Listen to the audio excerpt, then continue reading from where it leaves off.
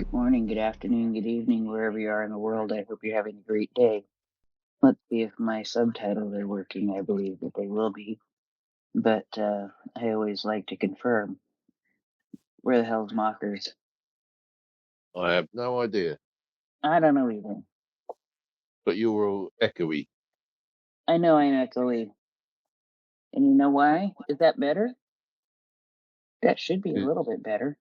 Yeah, because you were on the other phone, I expect. But just, I moved it farther away from me. So, anyway. Yeah, that's all. I moved it farther away from me. I think what I'll do is I'll just, make it go away. How's that for you? And yeah, we'll see if Mockers is going to join us sometime soon.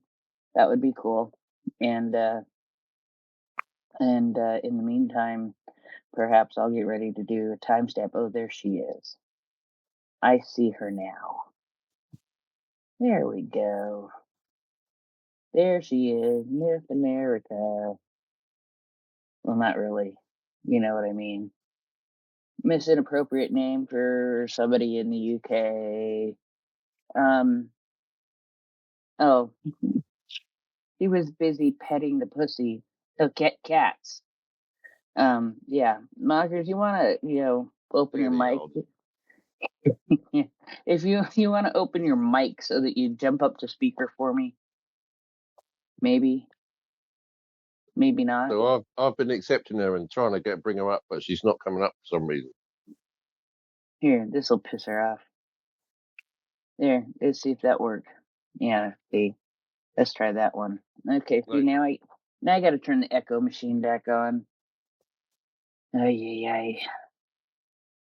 All right, well, let's start this way.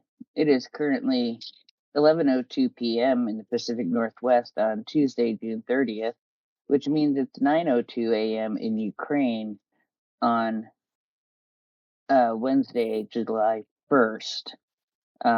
Mockers, I see you giving me a thumbs down. Thumbs down doesn't mean crap. Watch this. Let's try that. I sent you a speaker invite. Let's see if that works. Oh boy. Not technical. July 1st isn't supposed to start with technical problems. There you go. I know it's not. You think we got it now? Well, she's disappeared off my page, so I wouldn't know. Aha, there she is. There she is. There we got her. Though. All right. Nope, there she is. Hi, Mockers. I'm better. I sent you a co-host invite now, too. Nope. Yep. And I'm so confident and cocky in my skills that I turned off the echo machine again. There, try it that way. Try it again. Nope. Oh, sorry. I'll get the third device out now. You realize that sometimes, right? I have to sometimes not just send you a co-host invite on one device. I have to do it on 3 devices. Because I'm special. Yeah, did that work? No. There we go. Now we move to the iPhone. Foxtrot, Sierra. Yeah, exactly. Now let's see here. I've had to reinstall the app for the space to work at all. So, just another day. There we go. Let's do this. Invite to co-host. Now did it work? Yay! At least I know the ways to make it work. If it doesn't work on one, you try the other, and if it doesn't work on that, you go for the third. 3 different ways to try. Good Lord. All right, so it is about 9:05 in Ukraine right now on Wednesday, July 1st, and it is Tuesday, June 30th at 11:05 p.m. in the Pacific Northwest in Poo Point, Washington, and Poop Creek, Oregon, and Poo Creek, British Columbia, and there, we've hit the Pacific Northwest big time with a bunch of shit. So, Mockers, it is good to have you back. I'll go stuff your nest. Yeah, And in thank the you. rest of the world, it's 1st of July. Yeah. On PP Island in Newfoundland, it is the 1st of July already. Well, I'm very glad we've all figured that out now.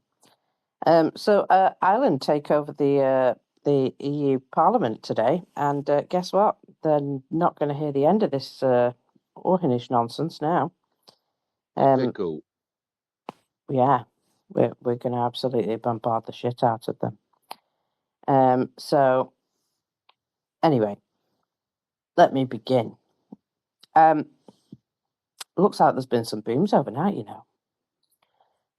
Let's start with this one. In Crimea, a substation in Fedosia along the Kerch Highway. It's on fire, would you believe? Crimean Wind have confirmed this. And this is a major power facility, one of their high voltage main power lines. You thought you were comfortable in Crimea? Not anymore. Most of Fedosia now has no electricity. You'll be glad to know, though, that they did try and fend off the drones that were heading towards it with small arms fire in the night. So, you know, bless them. They tried. Just in case you wondered what mobile services were like in Crimea, disruptions are possible in several areas, according to the mobile operator Miranda. That's the operator, not the lady. Power outages may affect subscribers in Pervomaysky, Krasnoperkovsky. Hello. Sorry, I've just got a magpie just looking in the window at me. Go away, mate. Where was that? Armyansky, Krasnogarditsky, and Jankoy districts. To ensure connectivity, the operator has launched emergency roaming. Miranda subscribers can connect to the Win mobile network. You'll be glad to know. I'm just going to take a picture of this cheeky little bar steward. Oh, no, he's gone. As soon as he knew I was taking his picture, he was like, nah, I'm off.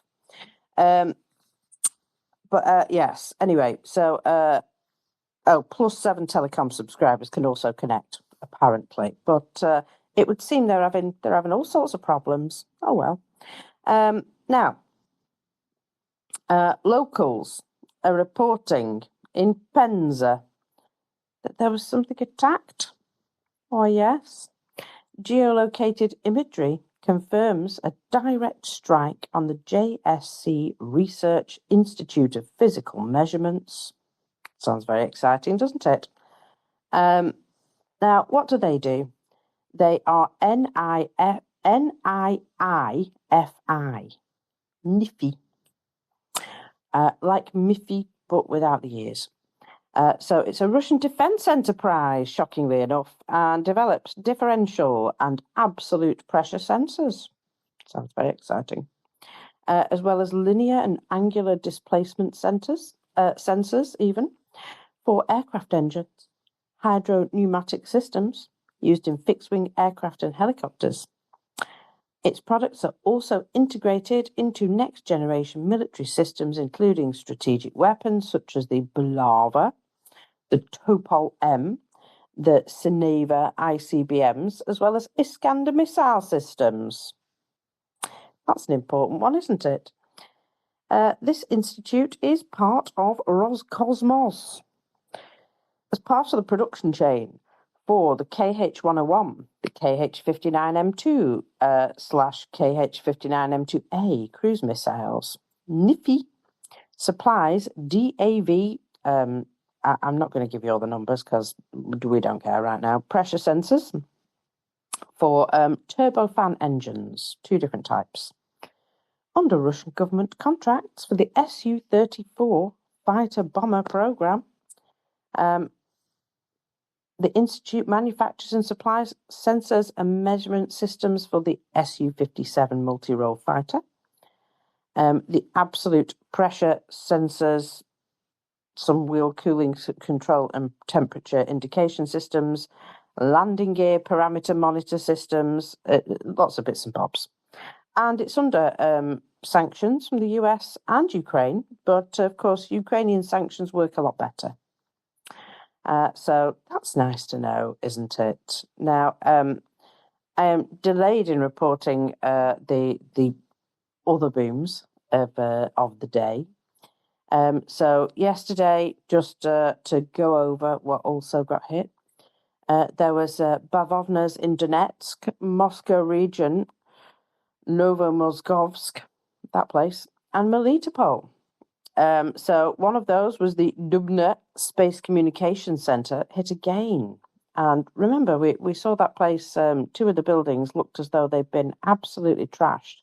Well, apparently some of it was still working, so Ukraine went back and said, no, you don't. 4 substations in Crimea were taken out. Looks to have been a group called Raid. The Raid group took those out with, they're going to be drones, aren't they? Atesh were the ones that have put their hands up for the operation near the Novomoskovsk Azot plant, disabling the energy and transport infrastructure there. And a road bridge in the Azov region of Zaporizhia was hit, as well as a railway bridge in the Ichiki region of Crimea. All of those bridges, Ukraine's getting really good at taking them down now. And don't know if you've noticed, but they've started really picking off not just bridges in Crimea, but all over the place. You need this bridge to supply your troops at the front in Zaporizhia. That's a shame. There's been a lot of bridges such as those also taken out. So I particularly am enjoying this, shall we say, newfound confidence in taking down bridges. Yes. Slavyansk oil refinery confirmed destruction of 4 tanks. Excuse me. Oh, apologies. I've not slept very well because there were cats fighting, and it turned out it wasn't any of my cats. It was somebody else's cats. So 4 tanks were damaged at the Slavyansk oil refinery with a total volume of 35,000 meter cubed. Damage to another 9 tanks, which is, I'm sure, unfortunate for them. That's a total volume of 30,000 meters cubed, and the oil processing facilities. So that's nice. There's quite a lot to go off there, isn't there? So extremely good news. Now, the explosions in occupied Donetsk overnight suggest that they were arrivals at the parking lot of logistics and transport offices. Oh no! Almost as though Ukraine has a real bee in their bonnet for all of this. Now, I do have a little story about the space communications place, but feel free to interject anything you would like at this time, because I think there were other explosions. In fact, I found them. Vardisky and Saki in Crimea. Oh no! Morning, FireFella, by the way. Just in case you didn't know. I was waiting for that. Yeah, morning, Mockers. How are you? Glad you're feeling better. So, loads going on. Loads of angry birds last night. Another 400. I'm loving this. Day 6, is it? Good God, the Russians are moaning like goodness. Yes, so crack on, please. I've sent loads of stuff to our lovely prince for the nest. Wakey. Excellent. She's just Sorry, ignoring I you. was on the wrong screen. I was in the end. I was reading something. I'm on it. Told you she was ignoring you. So let's have a quick look at this place called Dubna, because it would seem that there's oh, hello. Sorry, there it is. It would seem that this place, this Russian space communications complex, Ukraine's decided that you're not going to have that anymore. They've decided to systematically degrade this place, and good, very good. So the Russian military's ability to access satellite imagery and communications is done through this particular location. And that'll be why Ukraine's making sure to smash the absolute smithereens out of it. Smithereens, I haven't said that in a while. So analysts are stating that this will have a serious impact on their military capabilities. Nice. Ukraine has so far carried out 3 attacks on the Russian space communications centres in both Moscow and the Vladimir region. The Dubna Space Communication Centre was hit twice now on the 22nd and the 30th of June, and Vladimir was hit on the 24th of June. So at Vladimir, the main complex's 25-metre parabolic antenna, so that's a great big radar dish, on the roof of the main hardware and software complex were damaged. So there was 2, by the looks of things. It says here were both damaged. The central part of the latter complex, right? So yeah, so the main antenna on the hardware and software complex, the antenna was damaged, and so was the building. So the central part of the building also suffered significant damage, along with the hardware and technical building number 1. Very imaginatively named there. These buildings all house satellite modems and multiplexers, you'll be glad to know, as well as the central switching nodes to which fibre optic communication lines with other space centres are connected. Oh, this sounds troublesome to replace, doesn't it?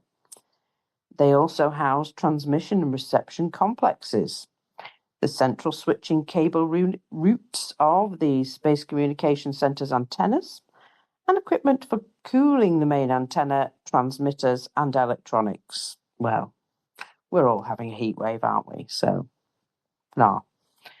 3 other complexes, however, have not yet been attacked. So we have the Medvedy Lake Center in Moscow, the Zhelnogorsk in Krasnoyarsk Krai, and the Khabarovsk, believe it or not, in Khabarovsk Krai. These 3 complexes have not yet been hit. Now, why? Well, they're a more difficult target. They're a bit further, and they are likely to need the use of a longer-range drone, of which a larger number would be needed due to the fact that they have a smaller payload. Military analysts say, however, that these attacks will already be hampering secure satellite communications for the Russian authorities and the military, as well as disrupting the Russian military's ability to access the global internet via satellite. Russian war bloggers have acknowledged the strategic significance of these attacks, and our friend Romanov comments thus: the enemy is systematically and purposefully knocking out the space communication centres in the Russian Federation. Well done you for noticing, by the way. It's like he's got eyes or something, isn't it? He complains that people of retirement age, and what he actually means there is the Russian leadership, are constantly expressing their readiness for negotiations and surrendering the terrorists from Azov. Are they? I wish they would get rid of their, sort of like extreme need to hang on to the people of Azov, because they're just soldiers like everybody else, and they're, they should come home. Anyway, Brothers in Arms urges readers to appreciate the scale of this shitstorm. That sounds delightful, doesn't it? While we're here on the front lines pooling our money to buy Chinese radios and trying to establish some kind of communication between our neighbouring forest detachments, The Ukrainians are just casually launching drones hundreds of kilometres into our territory. And not hitting any random targets. No, strategic space communication hub right in the Moscow region. Where is our unparalleled layered air defence system? I've got a T-shirt about that. In the toilet. Doing? Yes. Where is the impenetrable shield over our strategic facilities? I've got a little story about one of them as well. We've been talking sweetly on TV about these places for years, but we haven't protected them. Obviously, this was just pretty slides for presentations at Frunkzenskaya. This is the Russian MOD headquarters in Moscow, apparently. The enemy is methodically, professionally blinding and deafening us at a state level. But in official reports, we once again will be fed the usual lies that air defence systems worked as intended and the grass was damaged by falling debris. We'll keep pretending everything is going according to plan. Yes, you will. Well, it falls down around your ears. Russia's version of precision is taking out, the Lavra or a shopping centre. And Ukraine's is, sorry, you want satellite communications? That's a shame. Now, there is a little bit of extra upset, actually, along the lines of what he was stating about the semiconductor plant.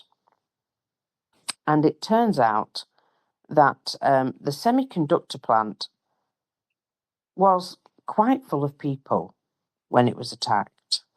They have only ever admitted to 6 fatalities, but it's coming out from a number of Russians who are now speaking out that the semiconductor plant had air defences, but they were all removed from around the building and taken to Moscow.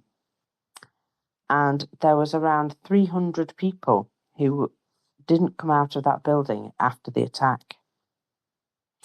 Oh dear.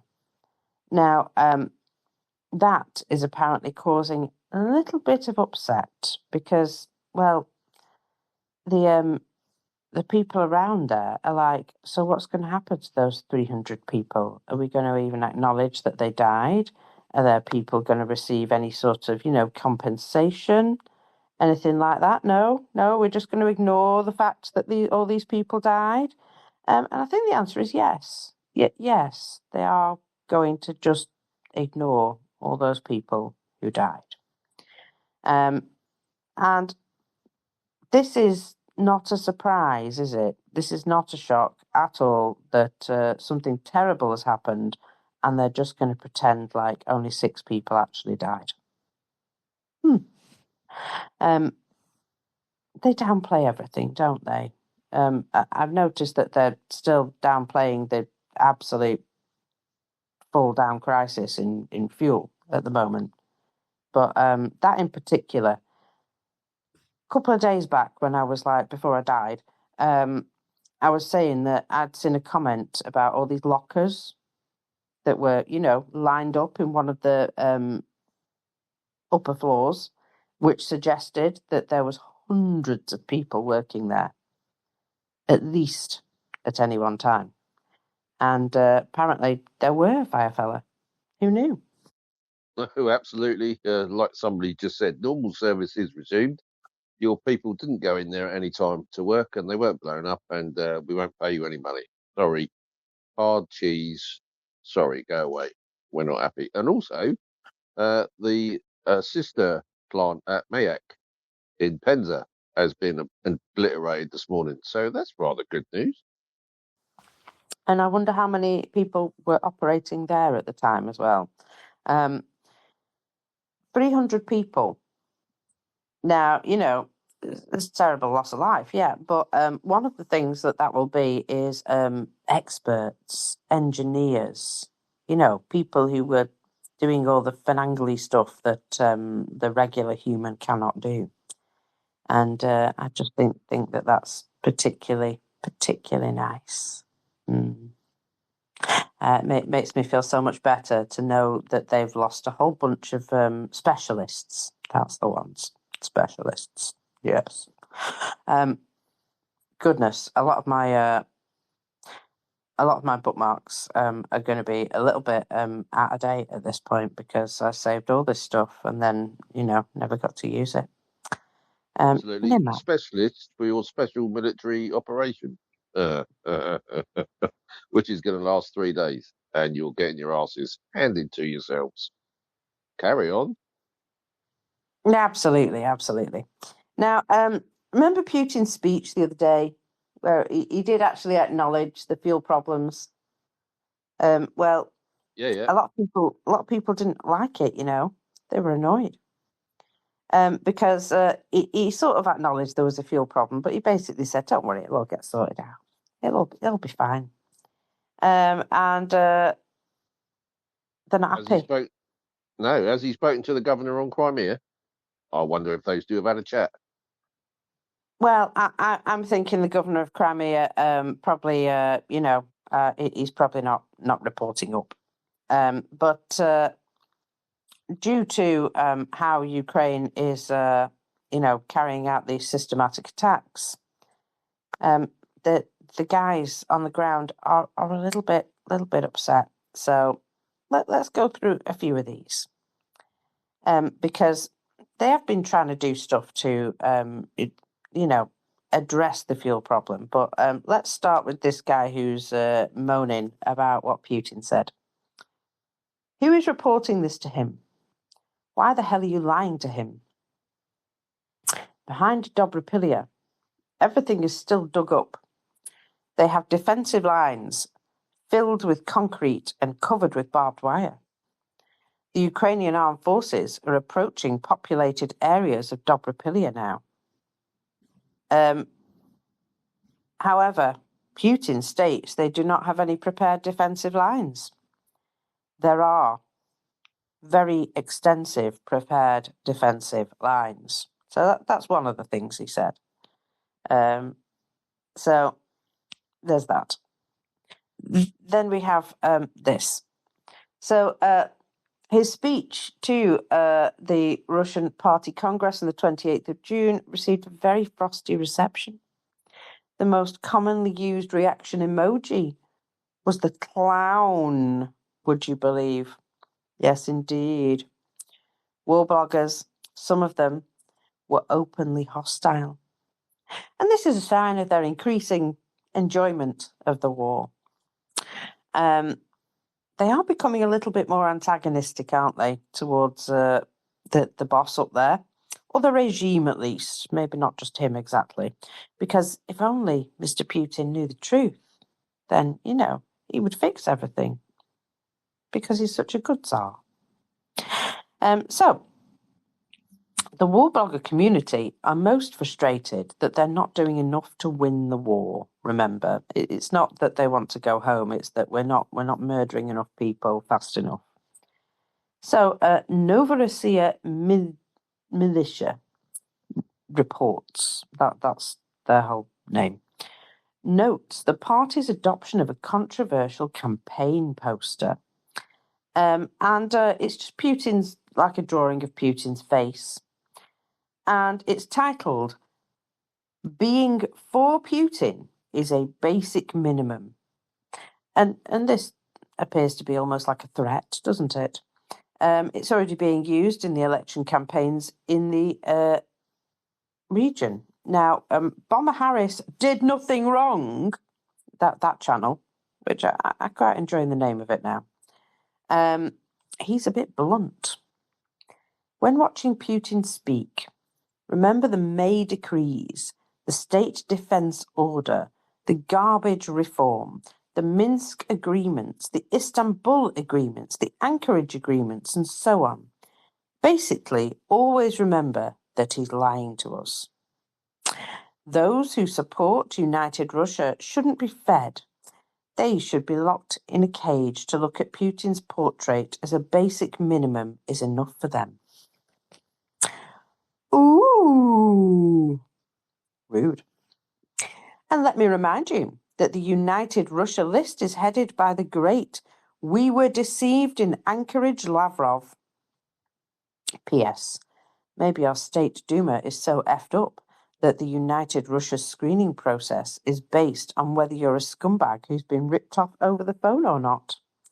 Like, if you told them to F-word off, that means you didn't make it into the State Duma. But if you're transferred money to a safe account for a present President Putin, well done. Here's your button, and F Russia. Lieb Hussar is reminded of the Soviet Union. Aren't we all? In the late 1970s, a period notorious for absolute stagnation. It's funny to watch people who love to laugh at Brezhnev and the Politburo elders. But it's not funny now, is it? Deja vu, a new downward spiral of history, hey? Ice Cream Van Z also isn't buying into the bombastic presentations. I have a feeling he means because they're literally using ice cream vans on the front because, squeals in it. I'm a bit perplexed by the online discussion to Putin's speech. Seriously. Perhaps I'm a bit stupid and I don't have the basic skills to understand. I think he's trying his best not to say whatever he said was nonsense and I don't understand. Bless him. So it's not working, his campaign slogan there. It's not working. It's a basic minimum, So he went on to threaten Lukashenko, didn't he? He pulled in Lukashenko and gave him some threats. And Lukashenko immediately ran off to China and went, please, can you, just reaffirm that you're my buddy too? And even though there was no scheduled meeting, and Chinese like to do everything on, a very planned out schedule, he was well received, it would appear. And there was a bit of circumstance put on for him to show that, the Belarusian leader is indeed respected by China. And he basically said to everyone listening, so we're talking Putin and Ukraine, don't be messing with Belarus. Don't be messing with Belarus. You leave them alone.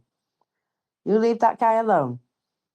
I have dealings with this fella, and it would be in my best interest for you to leave him alone. Basically what G said, isn't it? In different words, but that was basically what happened.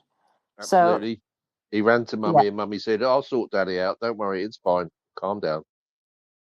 Yeah, so that's what I got out of that. The visit was totally not planned or announced in advance, so it was urgent but also important for both sides.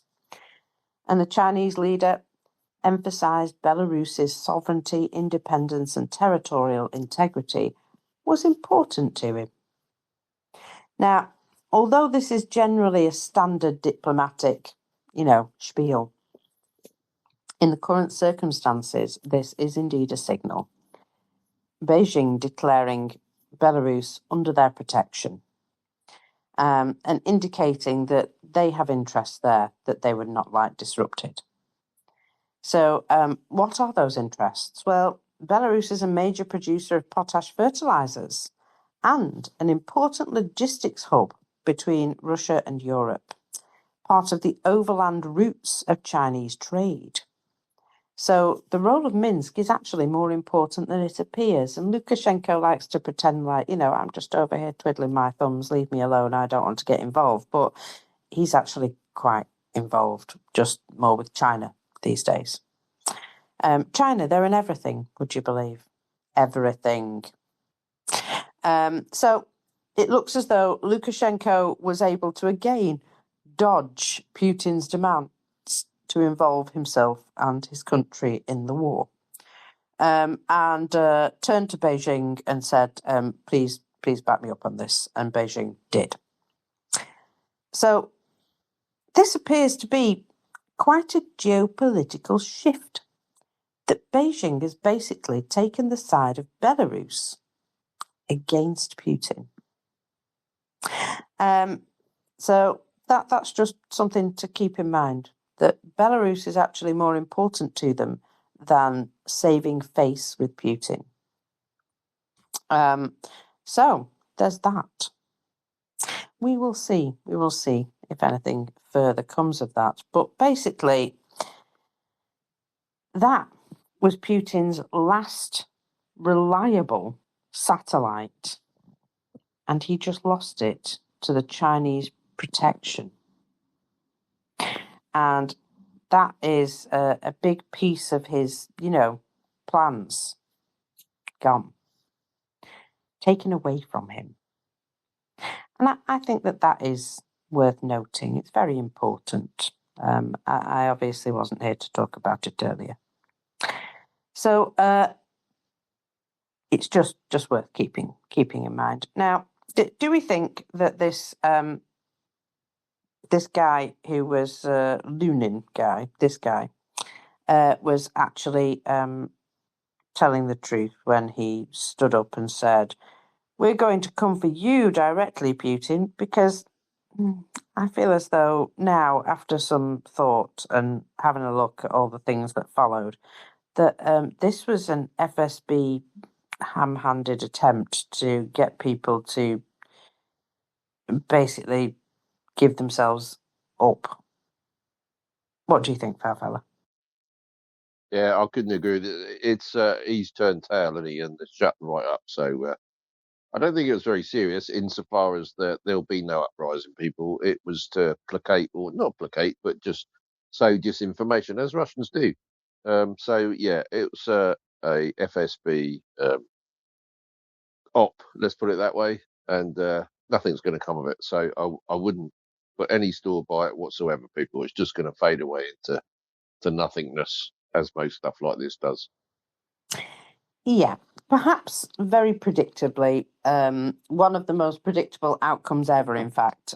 So this Russian former soldier, if you stand alone on a video and you don't have a massive backing of people behind you, nobody's going to come to help you when the FSB turn up at your door and arrest you, basically.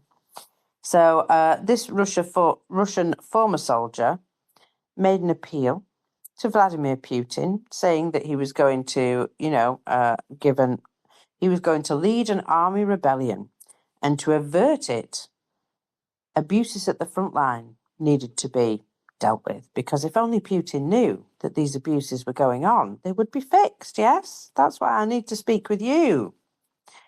However, he had an awful lot of medals and pins on his jacket, and that led to him being jailed for propagating extremist symbols.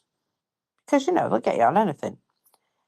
So he's 39 years old, Alexander Lunin. Changed his name, by the way, to Lunin some time ago, because the moon and all of its derivatives are apparently very, very superstitious in Russia. So, he called himself Mr. Moon. So this video went viral, of course, and denounced the abusive behaviour of frontline commanders. And it was that he was, highlighting more than anything else. Now, apparently, on the 26th of June, he set off for Moscow by car after recording a new video claiming that a pro-Putin lawyer had invited him to the capital for a discussion. And would you believe he's not been seen or heard of since in the public? Hello, go on. I can't believe he fell for that one. Some lawyer out of left field says, "Oh yeah, come to Moscow, mate. That's the FSB. Don't be a wazzook." But he obviously has, and we will see him no more. Yeah, well, it turns out that he didn't even manage to leave his hometown region. He got arrested before he even got to the border of the region, and has been imprisoned. So, according to the outlet Vostokka, the Rosinsky District Court of the Voronezh region imposed a punishment upon him for demonstrating extremist or Nazi symbols, which, just in case you didn't know, is Article 20.3 of the Code of Administrative Offences. It was submitted to court on the 27th of June at 10 a.m. The hearing took place at 11:30. However, the data on the case, published on the court website, only appeared on Monday morning, 2 days later. The decision on his case has not been published. The court had refused to disclose it, basically, saying such cases are not subject to disclosure. In other words, we'll do what we like. The punishment for propagating extremist symbols could be an arrest for up to 15 days. Remember that, 15 days. Now, this is what they do. They arrest you on something small like this and lock you up for like so many days. And during that time, they find other reasons to hold you for longer. That's usually what happens. So, Lunin almost certainly inadvertently provided evidence for his own arrest and conviction, as on his social media feeds, there is a neo-pagan and neo-Nazi symbol. There is also a figurine of the Slavic god Perun, and he's got not only runes on this, but on the back of it, there is an actual Nazi swastika carved in it. And, of course, the black sun symbol, which is also related to some Nazi groups. It is unlikely to be the end of his troubles, given the authorities' sensitivity towards any sort of challenge. And they will make an example of this guy.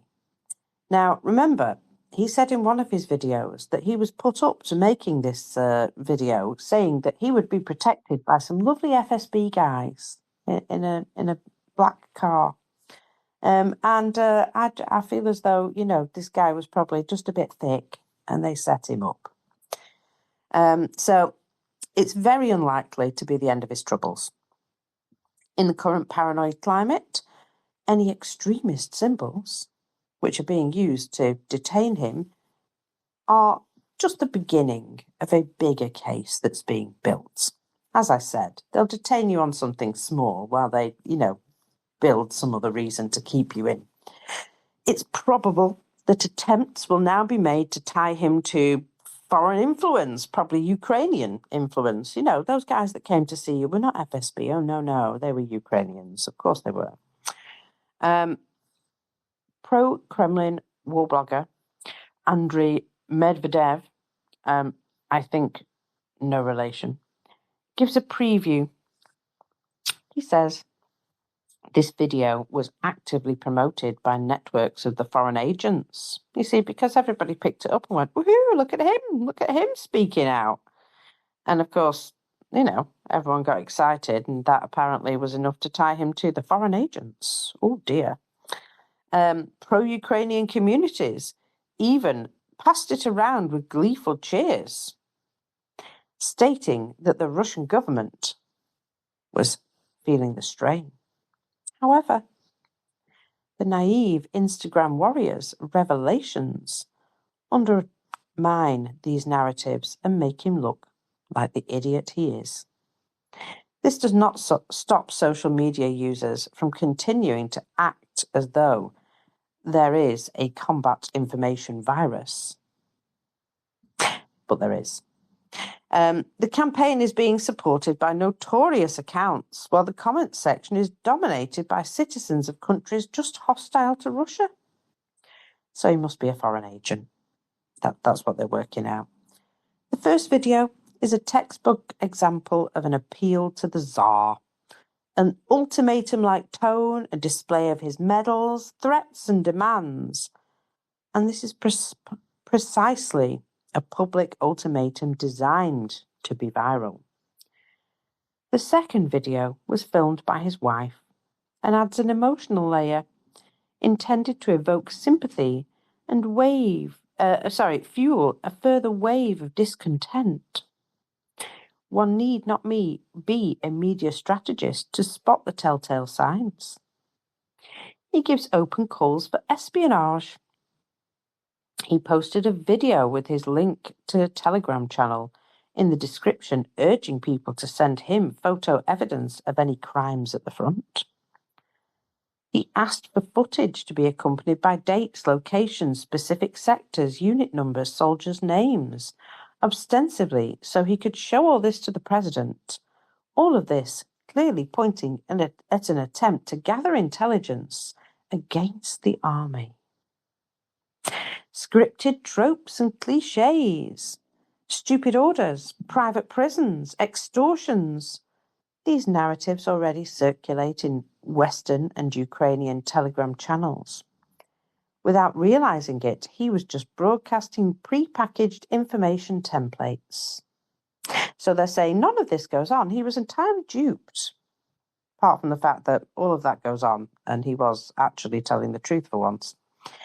Anyway, a discrediting of the command against the backdrop of ongoing hostilities, which the president unequivocally characterises as successful. Any hints of torture or corruption undermines the trust in central authority. Destabilising the army from within. Threats of mutiny. Stories of casualties amongst civilian families. All of this intended to sow doubt and incite panic amongst mobilised troops and contract officers. Can you see how he's been set up to then, debunk these apparent narratives? Distraction. This planted story may be an attempt to overshadow other significant news events or pave the way for a future provocation. Because, telling the truth and all that, just not allowed. Constructing a narrative of a systematic abuse of power, bringing in his wife with an emotional monologue transforms this private incident into a symbolic battle against the regime. A story that was readily spread by Western and Ukrainian media. Now, Lunin's story is a classic example of a psyop, they go on to say.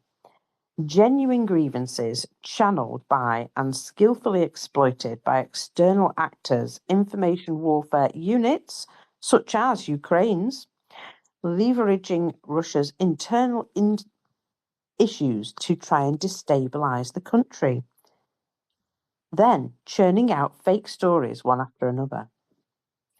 Lunin is neither a villain nor an agent provocateur. He is a man broken by the war who requires pity and professional medical care. So he's just a bit, bless him. Meanwhile, military counterintelligence agencies are likely already hunting for any mysterious interior ministry officers and high-ranking officials in land cruisers who Lunin claimed had asked him to record this appeal. Once they are caught, we will expect the exposure of all these tall tales. So, I have a feeling that, predictably, he's probably going to be dead soon. He won't even need to be asked window or tea. Somebody will shank him in prison, and that will be that. And also, arresting a member of their own army for displaying Nazi symbols while claiming Ukraine are the Nazis themselves it's quite ironic, isn't it, really? Absolutely. Can you see Jenny's hand? I sure can. Morning.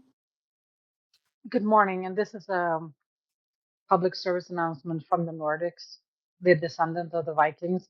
Please stop using our stuff, our heritage, for portraying, displaying really shitty asshole ideologies. I know that the Nazis did this. They took runes. Runes is the alphabet of the Vikings. It's nothing mysterious or anything at all like that. It was just their alphabet. And Putin is the Ukrainian word for Thor, the thunder god.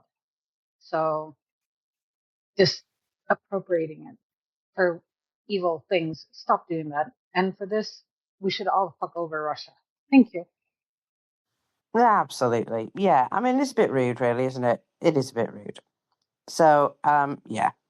They're just, they don't have anything of their own, you see.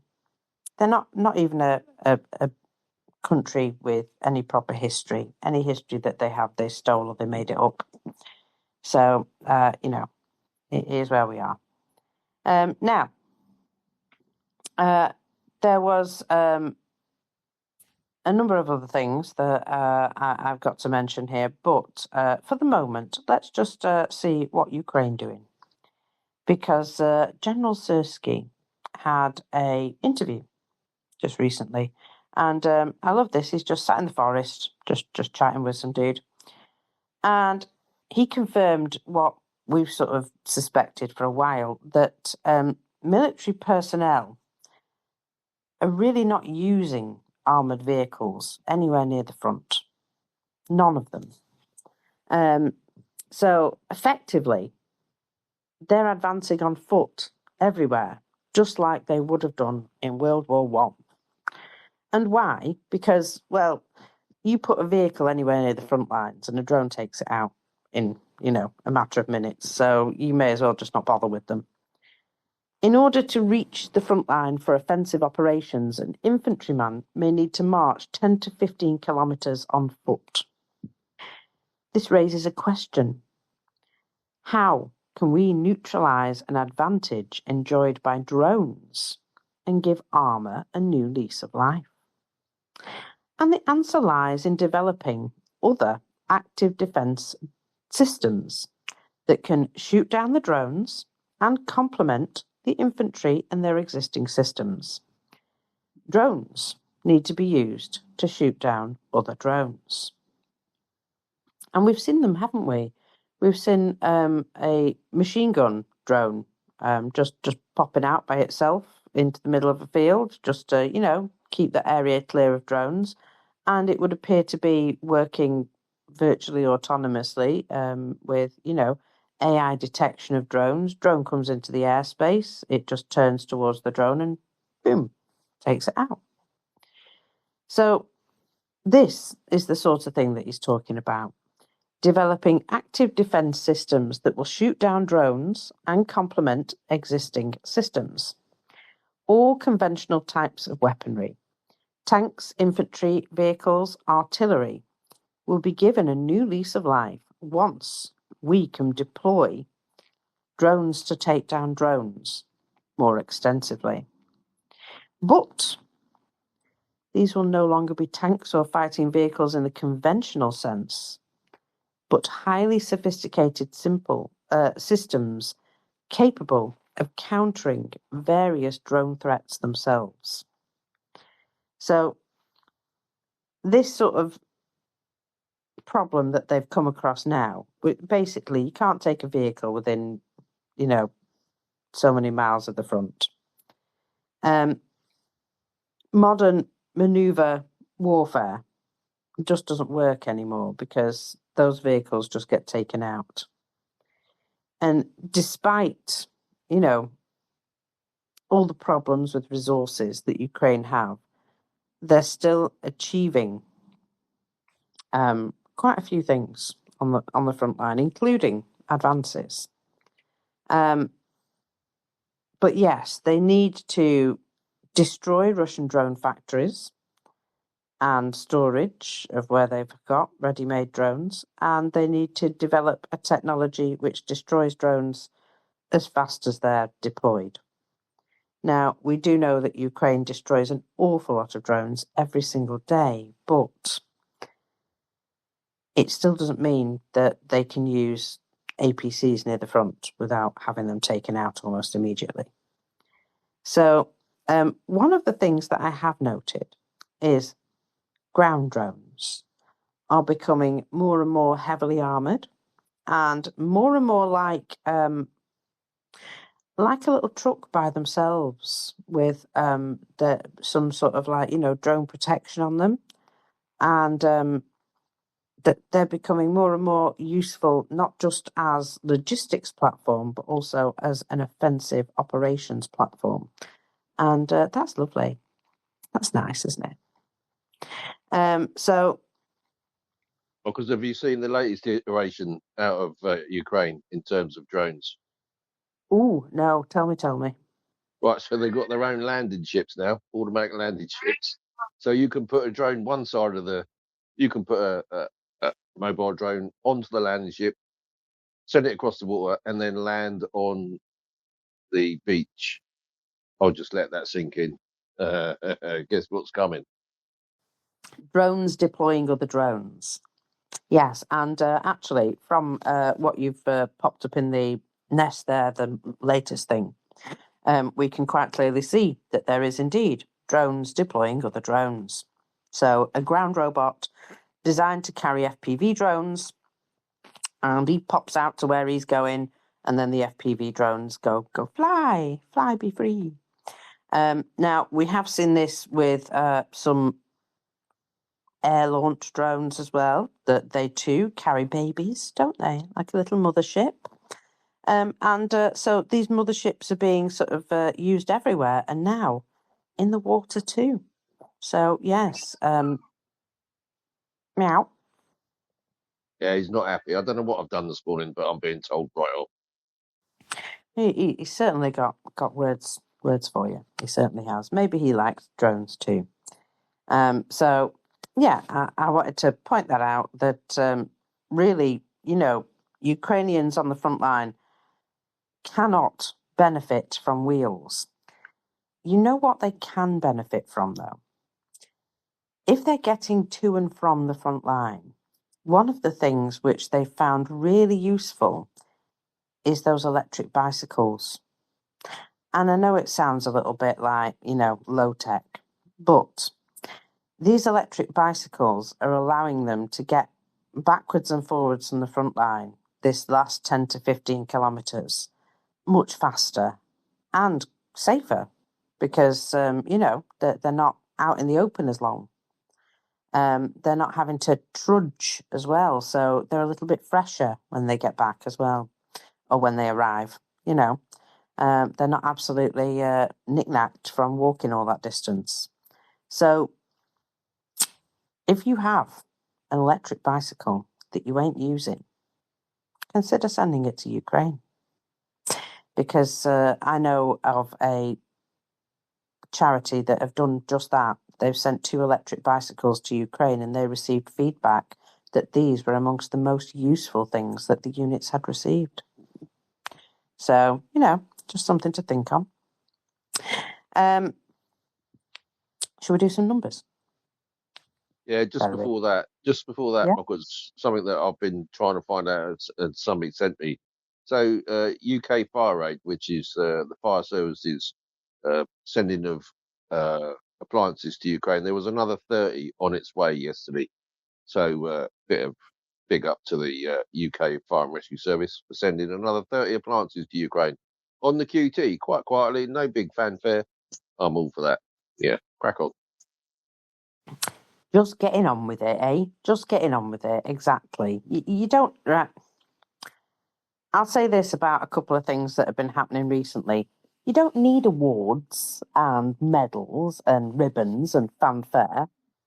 If the job's getting done, that's all that really matters. And I honestly think, that you've seen now that this group of Czech government Russian lackeys is now trying to strip another award from Zelensky. And I think before they even do it, he should just send it back and say, it's okay. I don't need awards and bits of metal and, accreditations from people. I just need to be able to do my job. So if this is important to you, there you go, you can have it. Because it really doesn't matter, does it? In the grand scheme of things. Absolutely, couldn't agree more. Yeah. You gave me a verbal award and a piece of metal. Have it back. I don't care. I'm busy doing my job, So anyway, where are we? Talking of getting the job done, we have numbers. And it's the 1st of July. Yes, it is.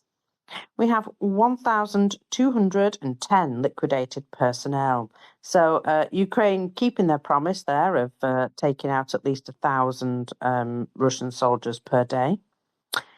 2 tanks and 5 armoured personnel vehicles, because remember, not a single one of them can move without it being taken out. 71 artillery systems. Plenty. Another 2 MLRS and, oh, what's this? 4 air defence systems. Oh dear, they aren't having any luck with those, are they? And I know where those air defence systems were as well. I believe they were the air defence systems that were near the Kerch Bridge. Again, because they keep popping air defence systems there, and Ukraine keeps going, oh, thanks for that. We've got those locations dialed right in. We just need to tweak them a tiny bit, and oh, you've lost another air defence system. And so, long may that continue. We have 395 vehicles and fuel tanks, so a little bit down on, previous days, but you can't say that that's not a good day. It might suggest that Russia's not sending as many vehicles down those roads of death. Could be because they're missing a couple of bridges. We have 1 special equipment. I don't know what that was, but I do know that they brought in a special vehicle to try and repair one of the bridges that they'd hit. And of course, Ukraine took that out almost immediately as soon as it arrived. And so maybe that's what that was. I'm sure it'll be in the special equipment somewhere. And then what do we have? We have drones. We have 1,891 operational tactical UAVs and 5 ground robotic complex. So again, no ground robots for you. Now, last night was a busy one. And we did indeed hear that Ukraine was going to be attacked with missiles. There was, obvious indications that was going to happen. So let's see what we've got here. We've got 1 Iskander-M ballistic missile from Crimea, a KH-59 guided aircraft missile from the Black Sea, and 151 drones. So actually, not as many missiles as were as expected. Now, that doesn't mean that they won't get them in the next day or two. I've got hiccups. That's annoying, isn't it? That means they won't get them in the next day or two, but for now, only those. I'm just going to chop my head off. You're all right. Yeah, I've just got hiccups. That's because I took a gulp of my coffee too quickly, and it's sort of like, never mind. Let's see what I can do. So, from 1800 hours on June the 30th to 7:30 a.m., which was, 5:30, 2.5 hours ago, they were attacked with 153 items in total, 2 of which were missiles. So according to data, air defences shot down and suppressed the KH-59 guided aircraft missile and 130 of the drones. So where's that leave us? 21 drones in the air and an Iskander. So 17 strike UAVs were recorded hitting 16 locations. There was the fall of downed fragments in 4 locations. Information about the ballistic missile is still being clarified, which suggests it didn't hit something important. There is no current information about destruction or casualties as a result of the missile. The attack continues, because obviously 21 minus 17 still leaves some in the air. I love hiccups. So, I haven't had them in ages, while I've been on air, but that's what you get for daring to have a drink. So, it would seem that fuel is a massive problem. And let's have a little chat about it because, well, everybody else is talking about it, so we should too, yeah? Why not? Got a little tale of woe. The Russian authorities are now trying to address the fuel crisis by persuading the population, implausibly, that having a full tank of gas is actually dangerous. It's dangerous, did you know? Having a full tank of gas. Ooh, dangerous, don't do that. Russian bloggers have gleefully trashed this stunningly inept anti-crisis campaign, as they might. Alex Parker returns, commends the government mouthpieces for highlighting a hitherto unrecognised danger. It turns out that filling a tank to the brim is harmful to the car's health and can lead to its breakdown. Well, it can if you use any of the new fuels that have been introduced or the adulterated fuels that have also been found. They will break your car's engine. Very funny. So he says, what a useful tip for car enthusiasts. What good advice. Sasha Khan recommends that the government should lean into the old-fashioned homophobia and discourage drivers from buying excessive amount of fuel that way. That, having a full tank of fuel makes you gay. F this, it's an effing disgrace, the level of European headlines like, by the way, it's better not to turn on the heating in winter, 10 reasons why it's better to live in a cool apartment. If you need to implement anti-crisis measures, simply write, whoever overfills is a rooster. Now, this is a convict word for somebody who goes around bumming other convicts, basically. Or a F-slur, which is obviously rude. Whoever fills up their tank most likely fills up the other tank as well, as in your bum. That's all it needs. No more lines at gas stations. Nobody will buy extra gas because they'll all be afraid of being called a gay. Because nothing could be worse, obviously, if you're a Russian. Igor Karulov comments sarcastically in a since-deleted post because, he decided against it after realising that he's probably going to get into trouble. Nutritionists say that 20 litres is the optimal weekly dose for any person. Another, Under the Ice, calls it anti-crisis at full price. A full tank can cause flatulence, bedwetting and unplanned menstruation. Oh dear, they are really taking the mick. Older Than Edda has raised important questions. I read in the press today that a full tank of gas is bad for your car, and now I'm wondering, what if a big salary and a large gentleman's appendage are also bad for your health? Little bit of sarcasm over there, eh? Alexander Anuchkin laments, there is no sadder story in the world than the articles about the dangers of a full tank of gas that have quite by chance begun appearing en masse in various media outlets. I suggest expanding the topic and telling people that meat is now harmful and money will spoil your life. In fact, owning an apartment is nothing but inconvenient, expensive and unfashionable. So, yeah, they're trolling their own propaganda at this point.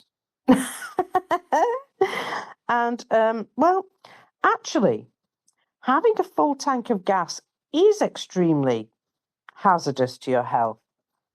If you're a tanker driver anywhere in the occupied territories of Ukraine. So, technically, they're not entirely lying. Also, a full tank of gas might result in your car, or at least your fuel tank off your car, being stolen, because it makes a handy carry case if you just take the tank. What do you reckon, FireFella? I thought the best one, a full tank of petrol is gay. How 1970s is that, for Christ's sakes? Jesus H. Have you seen the length of the queues? Eh? Just totally gay. I know. Yeah. Rainbows and everything. That's like so 1970. So I've found the longest queue for petrol is 35 kilometres. 35 kilometres. Good God. And the guy at the end of that queue doesn't have enough fuel to get to the front of it, I would imagine. Awkward. So that's quite fun. Yes. So there we go. In fact, Russians are now started up a new hobby.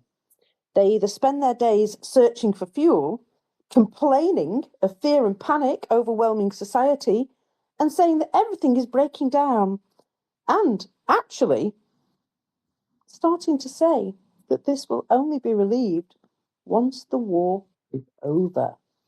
Oh, hello. People started realising that it's the war. It's the war. So, one guy, he says, hello. I feel, well, as a civilised person, I can't say I don't know what I feel. It's very sad. What number gas station is this for you today? This is my 5th. And how much time have you spent searching?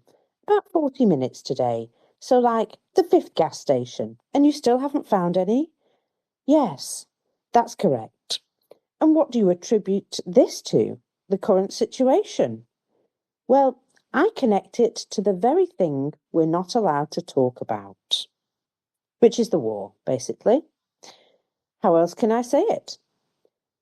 When do you think things will get better? Well, when the thing ends, the thing we're not allowed to talk about. Is there any hope that this will end soon? I hope with all my might that everything will work out and things will be good. And that's all he can say. So there's a lady. There's no gas. None. You can all drive back. There's none here. There's none. Did I line up for nothing? I'm running on empty already. I have nowhere else to go. How long have you been looking, sir? Well, I've been looking for an hour and a half, all over this area. I thought they already had it here. Everybody is lined up, so I joined the queue. I thought I'd be able to fill up now, but it's pointless. We're playing cat and mouse with fuel. Where? Give me some advice. Maybe you know people who sell gas under the table. Well, they probably do know quite a few of those people. There's another lady. I don't even want to hear about the drones, about those things, It's unpleasant. It disturbs our peace. My heart fucking bleeds, love. Sorry, I couldn't help myself. It disturbs our peace, yes. One guy. Honestly speaking, I don't know. It should be better without the war, I think. I wish soon that the war would end fast. Well, at least he's got it. And now? What's going to happen now? Fuel will get more expensive.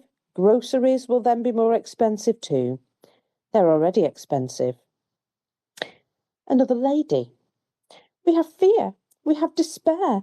A lack of a sense of safety. A lack of actual safety, to be honest. Well, yeah, there is that, love.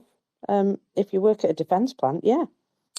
She says, I was just driving, happily thinking, here, thank goodness, there is 92. I stopped, but there is none. It was just a ruse. They were pretending, basically. It is sad. Which gas station is this for you today?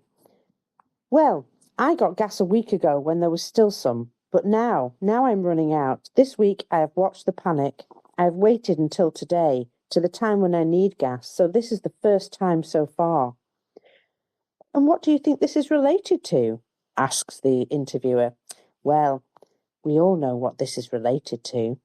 Even you know this. But no questions, please. So they know what it's related to. The only question now is how we can live. And that is it. There is one guy who is riding what looks to be some sort of tricycle, which looks to have been converted to run on fuel.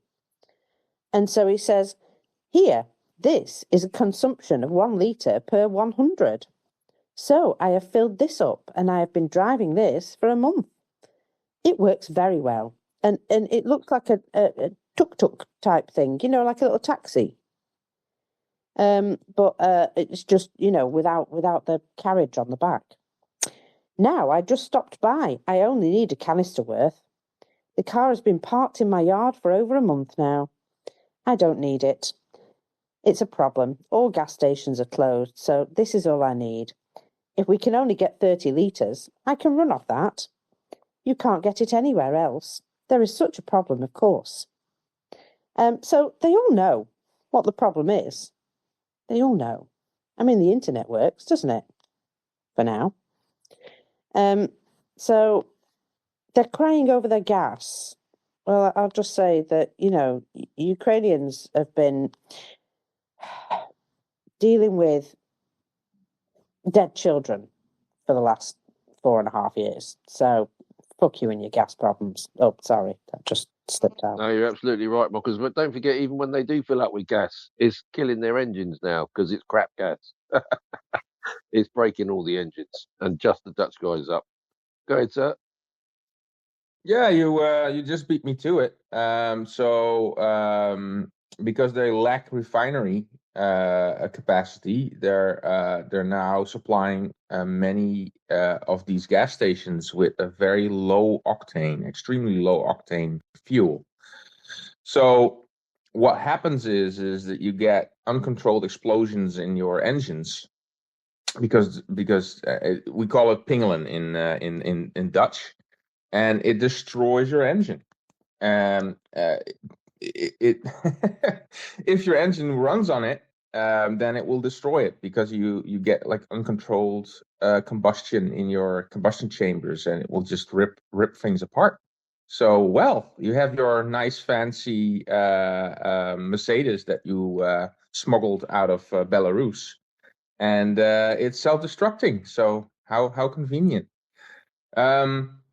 On a different note, guys, I'm reading reports from Kherson that Russia is actively setting fire to much of the crops that are growing there now. So it's about harvest season now, and Russia is burning down a huge amount of land right now to thwart any harvest. So that's a bad development right now. So because it's all they have left. Terror. Well, it's not like anybody's tried to starve the Ukrainians to death before, is it? Sorry, sarcasm. So they're just going back to that. That's nice, isn't it? Delightful. Yeah, I did see that, and it's pretty flipping disgusting. So I have 2 more tales of woe with regards to fuel. And let's start with this one. This lady appears to be a medic. Now, they have been promised medical services that they would have fuel reserved for emergency services. However, guess what? It's not happened. Nobody's really enforced this. So there is now a crisis in ambulances. There are many ambulances standing idle. And she wants to explain that it's not their fault. Never is it? Anyway, she says, most ambulance users are time wasters anyway. So, tough. Nobody gets an ambulance now because people use them when they shouldn't have. And now we've got no fuel and nobody's bringing us any fuel. And so you're all going to miss out. The Closed Agenda Telegram channel published a video from Bryansk, which in particular has been badly hit by fuel shortages caused by drone strikes against refineries, of course. You see, Ukrainians hit refineries and Russians hit filling stations, fuel stations, while people are filling up at them. Because that, that's the difference. Now, this channel in particular is bitterly critical of the Russian authorities. I quote, "To the vast array of systematic difficulties doctors face daily, a reality unthinkable for civilized countries has now been added. Emergency services no longer have any fuel to go and save lives. The situation has reached such a point that medics, however ready to perform their duties, are stranded at their stations because the service vehicles all have empty tanks. This is a striking and frightening example of the collapse," which was a video message from a female medic in Bryansk. She openly states that the ambulance crews cannot respond promptly to any calls because they have no fuel. Dispatchers field emergency calls from seriously ill patients. However, vehicles sit idle. Emergency services are nothing more than helpless spectators in these circumstances. What's happening in Bryansk clearly demonstrates the depths to which the Russian authorities have brought domestic politics into the social sphere. A state that claims to be great and spends colossal budgetary resources on sweeping geopolitical ambitions, but demonstrates a complete inability to provide the basic needs for citizens' survival. Officials have spent years declaring the modernisation of healthcare, but in reality, the system is in a state where human life now depends on a few litres of fuel. This is a direct result of the country's leadership's failure. That's what they say. Failure to manage, which is reallocating resources to anything but genuine support for its own population. In the video, the unnamed medic states, "Here we go again. It is, of course, the medic's fault or anyone else's fault, except for the people who turned this into a mess. I am from Bryansk and I tell you straight, we simply do not have any fuel. Do you understand me? It's not like we're doing a bad job or we don't want to come. Or we are lazy and entitled. An ambulance without gas is just a box on wheels. It cannot move no matter how much you call or curse down the line at us. And the worst part is, we are still the bad guys. We didn't get there fast enough. The medics are absolute scumbags for arriving late, or not showing up at all makes us monsters. Our medics are now classed as murderers. But we were not given any fuel. The vehicles have to sit idle, and nobody seems to think or care about that. Let's be honest, most calls these days aren't people saying, I'm dying, I need saving. It's grandmothers calling us out of boredom. They want their blood pressure checked or someone to talk to. They're feeling anxious. Come and have a look. I'm having an anxiety attack. What the hell? Why are we wasting our time on that anyway? So she's basically saying, if you call us, don't bother. We're not going to waste our time on you having a panic attack. That's nice, isn't it? I mean, that's kind. But that's the best they can do is talk to them on the phone anyway. So, maybe she should savour those people ringing because at least those people don't actually need an ambulance, hey? Yeah. But Cool. Don't you worry, life finds a way. Go on, FireFella. Call back later. We're rather busy at the moment, caller, but somebody will pick up. And notwithstanding, most fire stations actually are built with their own diesel tank and diesel pump. So they would have sold that, wouldn't they? I can't see them, not selling that or using it. So it's their own fault, Mockers. Well, absolutely. You see, while she's going, your call is important to us. Please hold on. Try not to die in the process. Things do find a way. Capitalism, Russian style. Bear with me, I'm just filling up the kettle. So, capitalism, Russian style. The situation at one gas station, a fuel filling station for me and you, because we're not Americans. Oh, hello, child. So, This is in particular at the Kurchanskaya bypass in Temryuk in Krasnodar Krai. They fill canisters and immediately resell them. And we locals are standing in line for half a day while these guys are just taking extra money. Oh, rude. So I love that. People come along, right? They fill up their own vehicle and then they fill up a couple of canisters and then they drive off the forecourt to the people near the end of the line and say, would you like to bypass the line and buy this fuel for triple the price? And guess what? People are desperate enough that they do. I mean, give them credit. It is capitalism, you know, just gone wild, isn't it? They are thoroughly selfish. They will, you know, fight each other for this as well. And how about that for a pyramid scheme, eh? If each person in line fills up extra canisters to resell to the next people in line. Lovely. Absolute, just, you know, capitalism gone mad. Now, there's somebody here, one Russian, explaining that Ukraine must win. Oh, didn't expect that.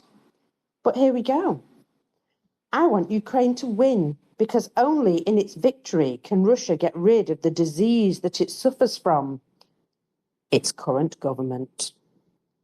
Losing this senseless war will finally bring it down. I would like my country to prosper, but it never will with these effers in power.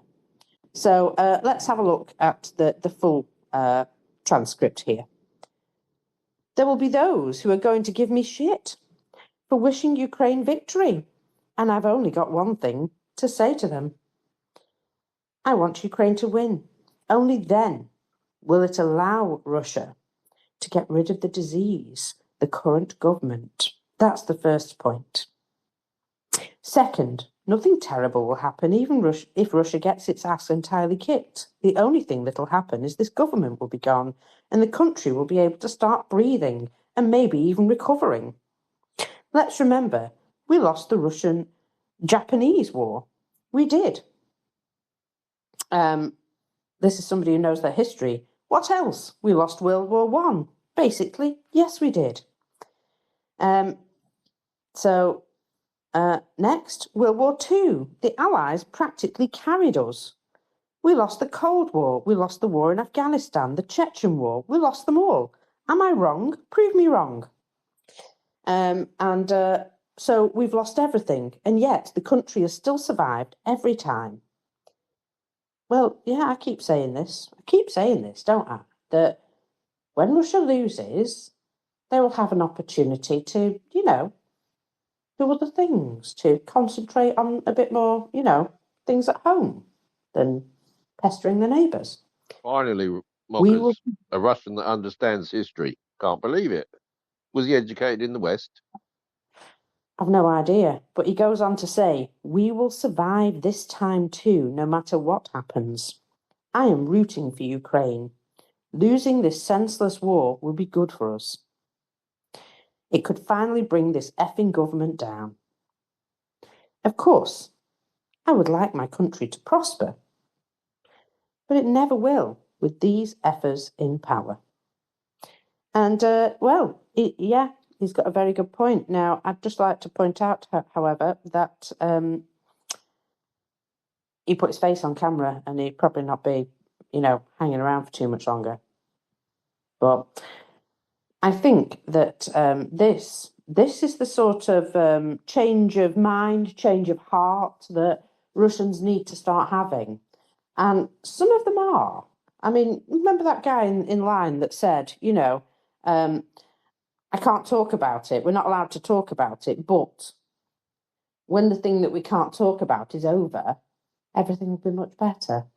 And he's sort of hinting at the same sort of thing, isn't he? That he's just waiting for everything to fall down around their ears and then hopefully things will start rebuilding again. But they're going to go through some things before then, I can assure you. So here's some things that they're going to go through. You see, the fuel crisis is indeed a crisis. In some places, the absolute collapse has happened. So that they're literally not able to do their own harvest because they have no fuel to do it with. And I'm just going to say, if your machines don't work and you're having to harvest by hand, you're not going to do the same job. Excuse me, little cat, thank you. So there's a nice thread by Malcontent going through, basically the differences between what happened between the 18th of June and now. And long story short, the shortages have spread super fast. So he goes through all the different areas and, how long they're waiting, whether they've got litre limits. Independent gas stations have pretty much all run out of fuel now. It's only the main ones that are connected to their own refineries that actually have fuel. And that's if their refineries, supplied any fuel. In fact, certain fuels have been out of some areas since around the 18th of June. Nobody's had AI-95 in Archangel or Severodvinsk, for example. So, some fuels are just gone.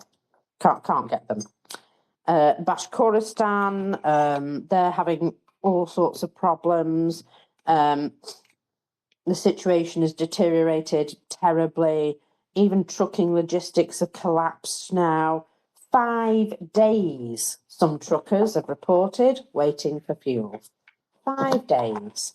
Now, if you're waiting 5 days for fuel and you're transporting perishable goods, do you know what's going to happen to those perishable goods? They're not going nowhere, are they?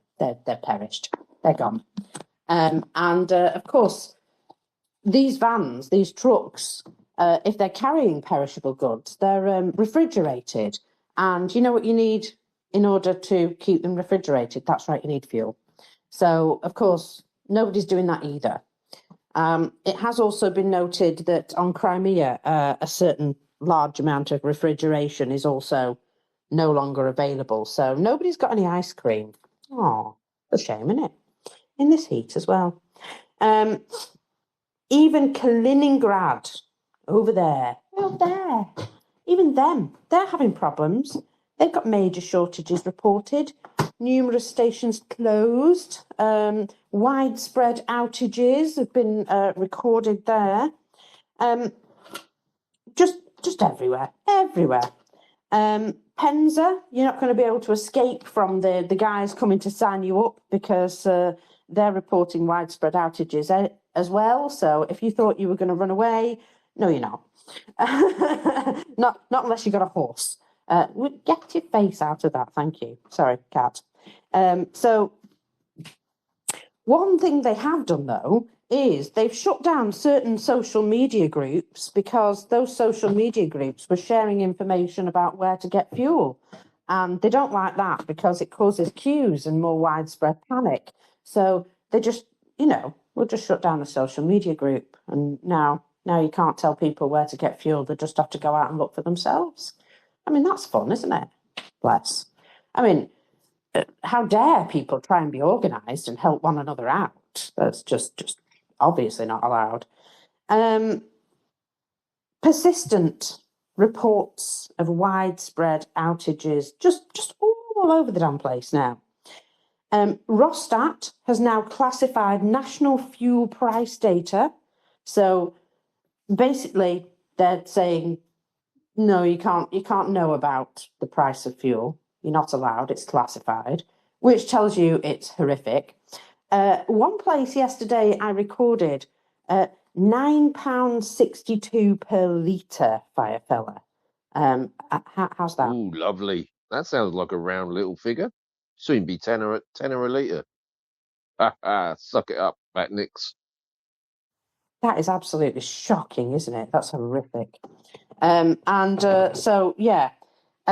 Only 8 regions have self-imposed or government-imposed restrictions on sales, however. There's only one region that hasn't reported issues, but they might just be lying. All other regions are experiencing some degree of shortage. So how is this different than the year before? Because in 2025, they did have some fuel shortages, but there were quite a few differences, and here they are. Moscow didn't have any shortages at all in 2025, and we can quite clearly see that Moscow has indeed joined the party. No region has actually experienced a full fuel supply collapse yet, but some are reporting that they are on the verge of it. In 2025, Rostat didn't classify fuel pricing either. And Moscow did take aggressive steps. Remember the Federal Anti-Monopoly Service? Yes, so they aggressively went round and threatened to break people's legs if they put the prices of fuel up. So that basically meant that they didn't put the prices up. And this year, they've got nobody adhering to that. Even when they've, shouted at them, they've said, look, do you want fuel? We can give you fuel, but you can't tell us not to sell it at a marked up price. So I imagine that that's what's happening. The Federal Anti-Monopoly Service turn up and the guys say, do you have enough fuel to get to the next place? Would you like to shut up and we'll give you some free fuel? Wink, wink. And the guys go, no, all right then, never mind. Forgot what I was going to tell you. So the US can no longer apply any pressure on Ukraine to slow down attacks on Russia's energy industry this year either. It's almost like Ukraine has sort of like broken free of those chains. In fact, nobody else can really tell Ukraine what to do or not do anymore, can they? Because they have indeed got to the point where they're like, what? You think you're going to tell us what to do with our own weapons? Sorry, buddy, but we've been here and we didn't like that. So now you can't tell us what to do anymore. You'll have to suck it up like the rest of them. And so that's fun. Russia's only imported fuel from Belarus in 2025, but this year they're asking for imported fuel from all sorts of places. In fact, they asked Kazakhstan, and Kazakhstan said, no, we can't sell you any refined products. Sorry. Which is nice, isn't it? And there was us thinking Kazakhstan were their mates. No, obviously not. Ukraine also wasn't conducting mid and long-range strikes on Russian logistics across the entire operational depth during 2025. Fuel-producing regions that had no issues in 2025 now have shortages. Far East regions are even starting to experience outages, and their winter supply is not being delivered. Now, at some point, they opened up, the Federal Reserve, because everybody has a reserve of fuel. And it would appear that that Federal Reserve doesn't exist anymore.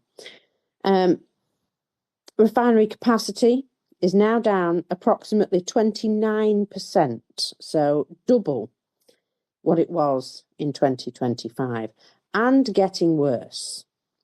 And I do love the fact that people are now literally having fistfights on the forecourt because, I was here first. No, you weren't. Yes, I was. And now they're fighting.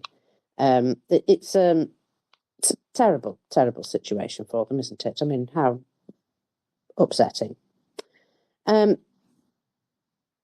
What isn't appreciated is that even if Ukraine stopped today, this crisis will not resolve itself overnight.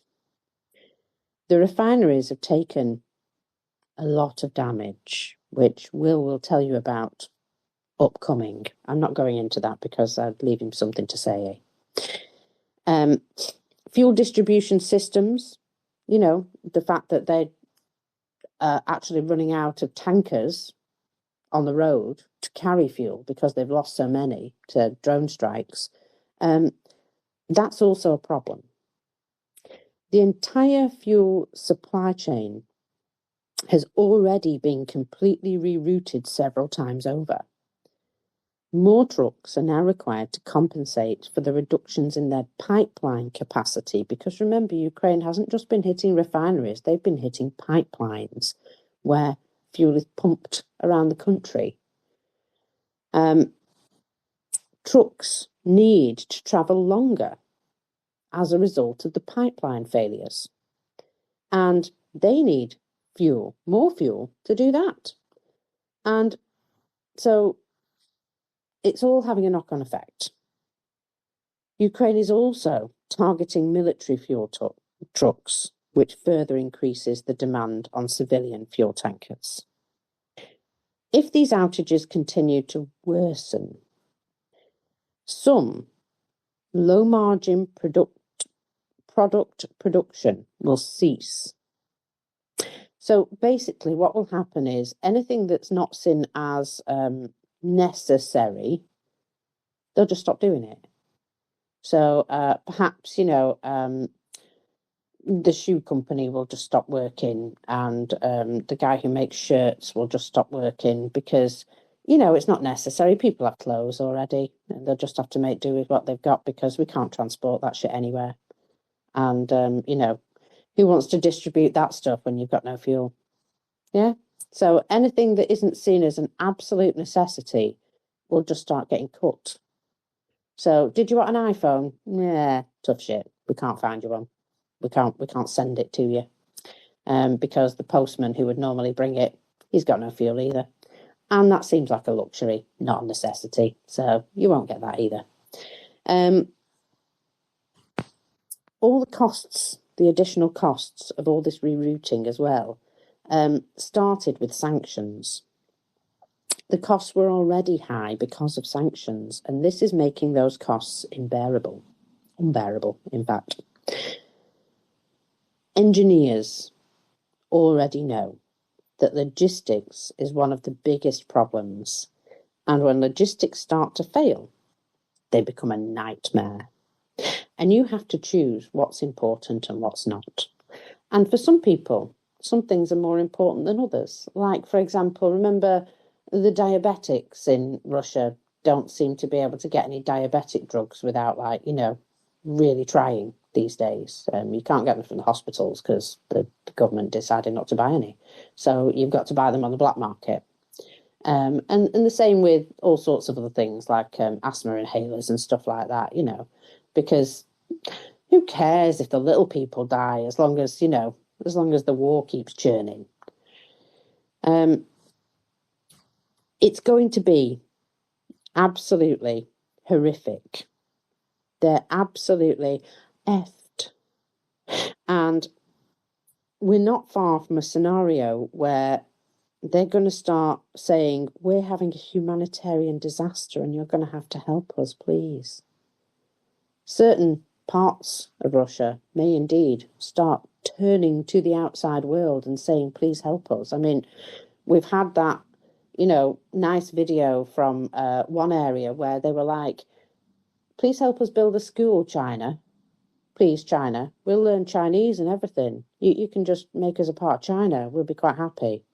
We're going to see more of that, but not just about schools, about we're all starving to death. Somebody please come help us because nobody's been able to make the harvest and nobody's been able to deliver food. Yeah, it's going to be like that. Yeah, Mockers, because harvest is coming up, aren't they? Yeah. So there's no fuel for the harvest either. So that's another draw on their resources. So they ain't going to have much in the way of food before long. Well, exactly. It's just all going to hell in a handbasket at a very high rate. And they didn't price in any of this when they started a war with their neighbour in Ukraine. They absolutely did not. So that is... oh, hang on. All right. That's for later, please. Yeah, right, okay. Yes, hello, darling. Sorry, I've just been told that I'm ignoring her. So, Let's go through a couple of other things that are not fuel related, because I've got some nice news here. Nice.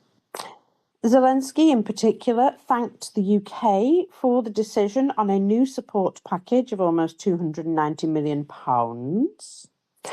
I don't know what it's for, but we'll figure it out.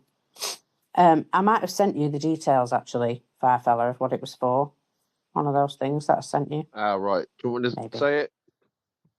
Well, yeah, have a look. So, the British government has published its new defence investment plan. Is that the one you're talking about? Oh no, it's not that. All right. If that's the case, it's not that one. It was a YouTube one, I think, that didn't have details. Anyway, so Denmark are now allocating the 30th package of military aid to Ukraine in the amount of 590 million euros. Yesterday, Ukraine and Sweden signed an agreement for the purchase of 16 Gripen E fighters. And they can't come soon enough because, remember, Poland is now no longer sending a bunch of, I think it's about 16 actually, or is it 9? I'm not sure, MiG-29s, because Ukraine won't share some proprietary defence tech about drones with them. You see, initially, these MiGs were going to come as a gift. You know, they might be paying some money for them, but initially they would just come in with no attachments, no requirements on Ukraine's behalf other than, what they'd initially agreed on. And then suddenly it was added on that they wanted this proprietary information about drones. And Ukraine said, you changed the agreement on us there and we don't like that. Sorry.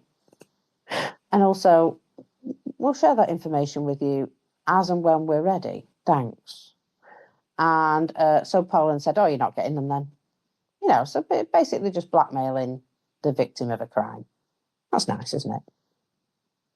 So, unfortunately, the issues between Ukraine and Poland run a little deeper than just, the political ones. And, well, Zelensky went, okay, fuck you guys. I'll go and buy 16 Gripens instead. And Ukraine has also commissioned Rheinmetall to supply long-range artillery ammunition. So these things are really important. They've got to keep doing this sort of thing. They've got to keep making sure that they have enough support where's needed. And if they can't have the MiGs, well, that's okay. We'll have Gripens because, you know what? They're better anyway. Now, I believe the Gripen E is brand new and may or may not yet be available. So we'll have to see when they turn up. Okay. Right, so I have another anecdotal little story here, and it is a little tale of woe, but this is from United 24.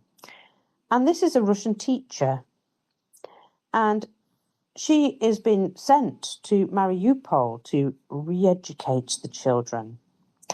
And what she's found there isn't what she expected. She expected lots of children, all, ready to learn about how beautiful Russia is. And it turns out that when she arrived to implement this forced re-education and Russification, she found that the city felt very empty. And the population didn't want to fucking know her. And, what a surprise. So she's asked, is education in Mariupol different from education in other regions of Russia? Well, of course not. We have unified national education standards across the country. Everything is exactly the same textbooks, the same lessons. But there aren't as many people. Especially not as the city was designed for. It's so empty. Wonder why that is, eh? Wonder why it's so empty. Could it be that Russia came in and murdered most of the population. Yeah, that could be it. That was what I felt when I first arrived.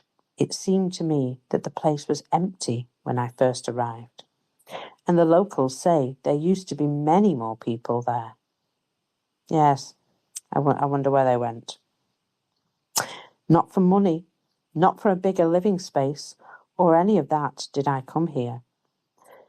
But I look at them, and they look at me. Observe me. I'm trying to get used to them. They don't make any sense to me. They will not accept me. However, not much time has passed yet, and perhaps they will. No, love, they won't.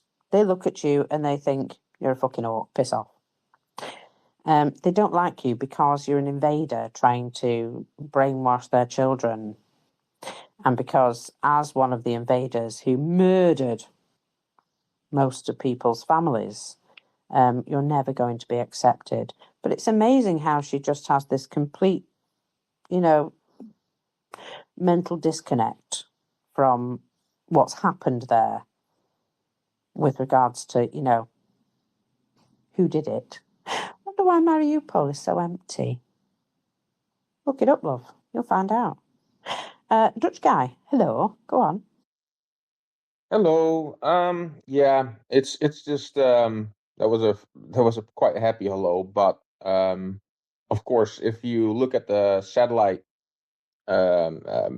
archives of satellite images around Mariupol, you see the endless rows of graves and mass graves. It's just so Russia killed over 25,000 people in Mariupol. It's just a staggering number. And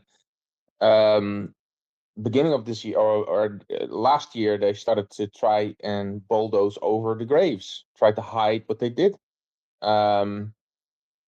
It's just absolutely staggering, isn't it? And of course, what they rebuilt is literally like a movie set. It's a facade. So the influencers that went to Crimea could get some nice pictures of Mariupol, but of course it's literally a movie set. It's fake. It's still a city mostly in shambles. You could see that when Azov was flying over Mariupol with Hornet drones, and because Azov is back in Mariupol from the sky, you can still see how extensive the damage is.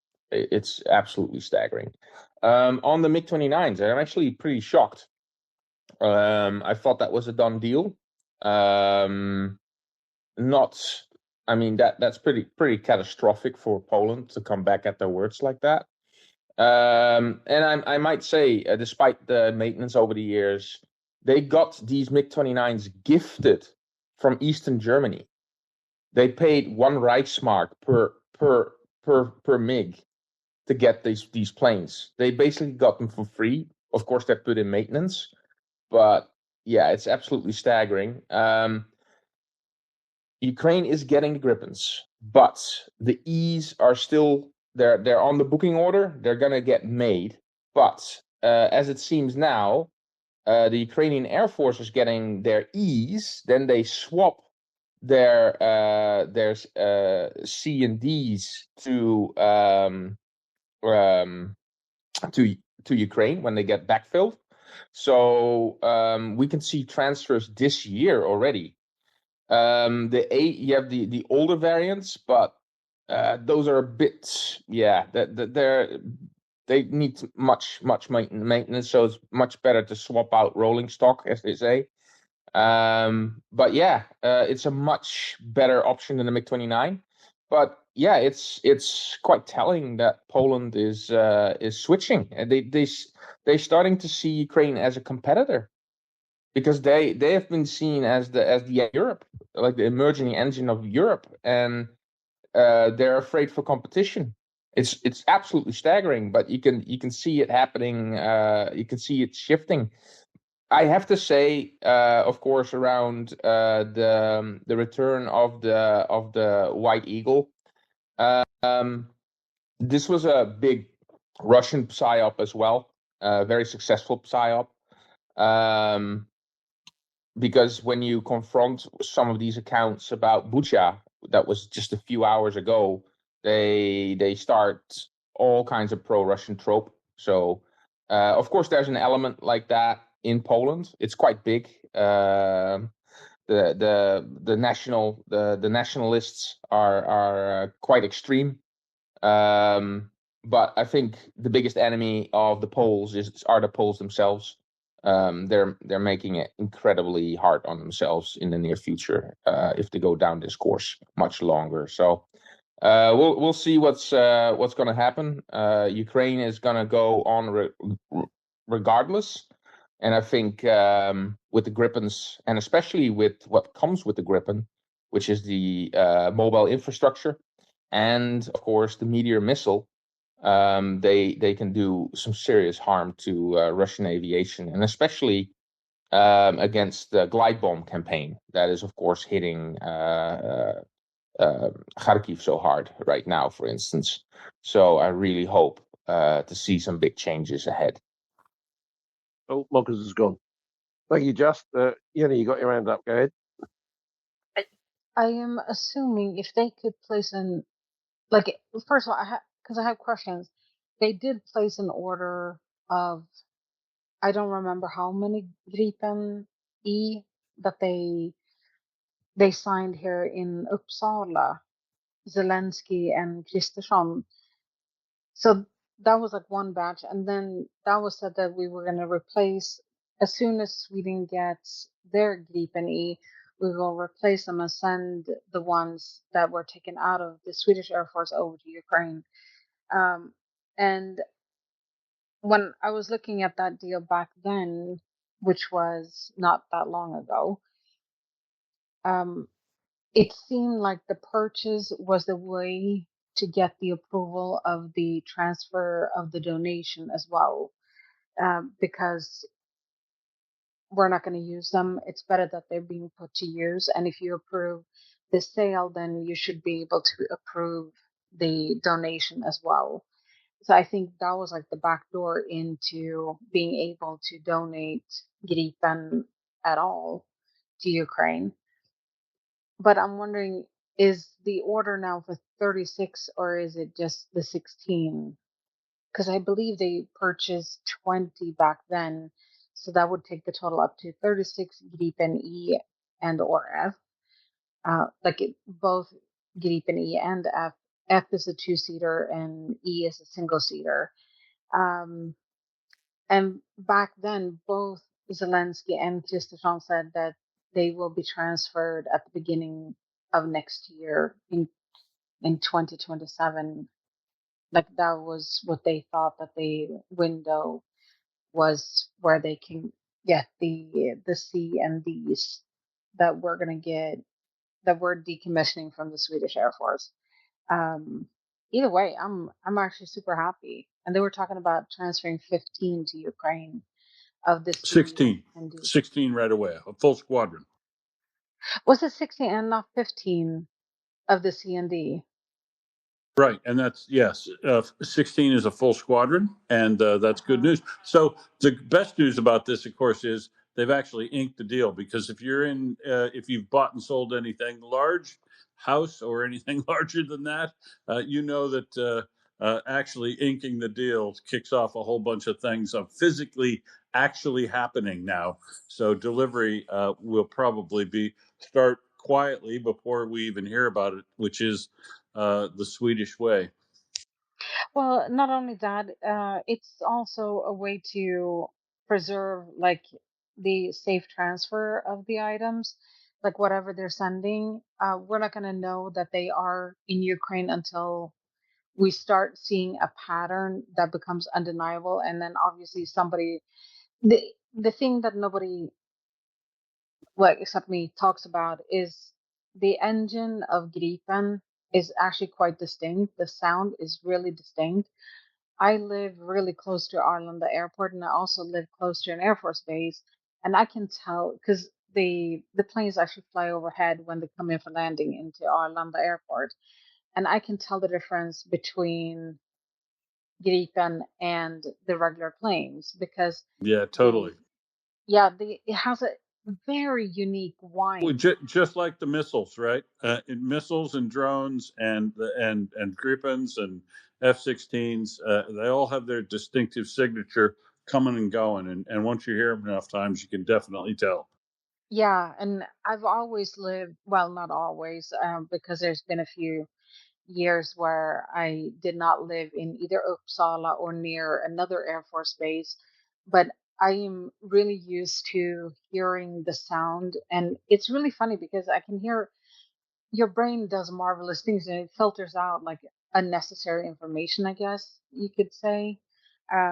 Like, for example, after 1 year living up in Boden, I did not hear the artillery. I just didn't hear it. And I didn't think about the vibrations either. And it took other people coming to visit, like my family came to visit. They're like, how could you live with this noise, this constant booming in the background? I'm like, what booming? And then I had to consciously listen to hear the sound that they were talking about. And then I heard it, obviously. But it was so like much part of my background noise. And then hearing planes fly overhead, it happens quite often, more often than people think. But whenever I hear Gripen, I look up in the sky and I can see them because they have such a distinct sound. So my brain obviously filters for that. But I don't think that we will know until they are undeniably in Ukraine. And I don't know what that will be. If it's going to be the fact that we're seeing a lot less glide bombs coming in, we're seeing that the Russian Air Force is being pulled back further into Russia, and those kind of attacks are all of a sudden decreasing. I don't know if that is going to be the sign or that somebody is going to shoot a video like they did with the F-16s and then post it on social media. I hope that they don't. You know, in Sweden we have a saying, en svensk vet när man ska hålla truten, and trut is an actual bird and it also means shut your trap. And it says a Swede knows when to shut their trap. And I hope that the Ukrainians do too. So, and foreigners who are visiting in Ukraine, so that they don't post these videos to social media. I don't care if it's Telegram in a closed group or whatever. That shit was spread, and then everybody knows. Let's keep that a secret for as long as it can be. Anyway, fuck Russia, and I'm looking forward to seeing this. Thank you. Thanks. My favorite way to find out an arrival of a new weapon system is to see it smoking orcs on Pervia on Channel 1 Russia. Mark, we're doing shift change. Yeah, thank you, Jenny, and thank you everybody for the last couple of hours. Don't forget, people, fundraisers. Mockers got kicked right at the end there. Please give as much as you can to the fundraisers. Doesn't matter which one, but pick one and just give as much as you can. Slava Ukraine, everyone. I'll see you all tomorrow. I'm going to drop by Ioana, who's due up any to sit with Will. See you later, people. Haram Slava. Thanks, FireFella. Mockers, go ahead. Just very quickly, yeah. What happens is it kicks me out and it also reverts to, I think, the beta version of the Android app for this terrible app. And all spaces are absolutely knackered on it. They don't work, basically. Mockers, on that note, just a NAVO service announcement, guys. A friend of mine is working on an alternative social media app. It's called Frogden, and it has a better spaces on it. So if anybody wants to experiment with that and see how it's like, go right ahead there. So it's Frogden, and we're building it out like in old like MySpace style, and it's a social media platform where it can maybe develop something that really works for all of us, because this platform is more and more working against us, isn't it? It does, however, when it does that, when I go to look at the spaces, it shows me that we have more than 300 anonymous listeners. So, hi, all you anonymous listeners. Interesting. Very interesting. Hello, Ioana. How are you this morning for you? Has it cooled off at all, or are you still sweltering? Hello, Will. Yeah, today it's a little bit better, but yesterday we had like 43 degrees Celsius. It was awfully hot. Like going out on my terrace, it was like going into a sauna. I mean, I think I had 60 degrees on the terrace, and I'm not joking. We had a storm during the night, and now it's a little bit better, but the heat wave is still upon us, and it's still upon Ukraine and Crimea, I think. And imagine waiting in line for fuel, not using air conditioning in 40 degrees heat.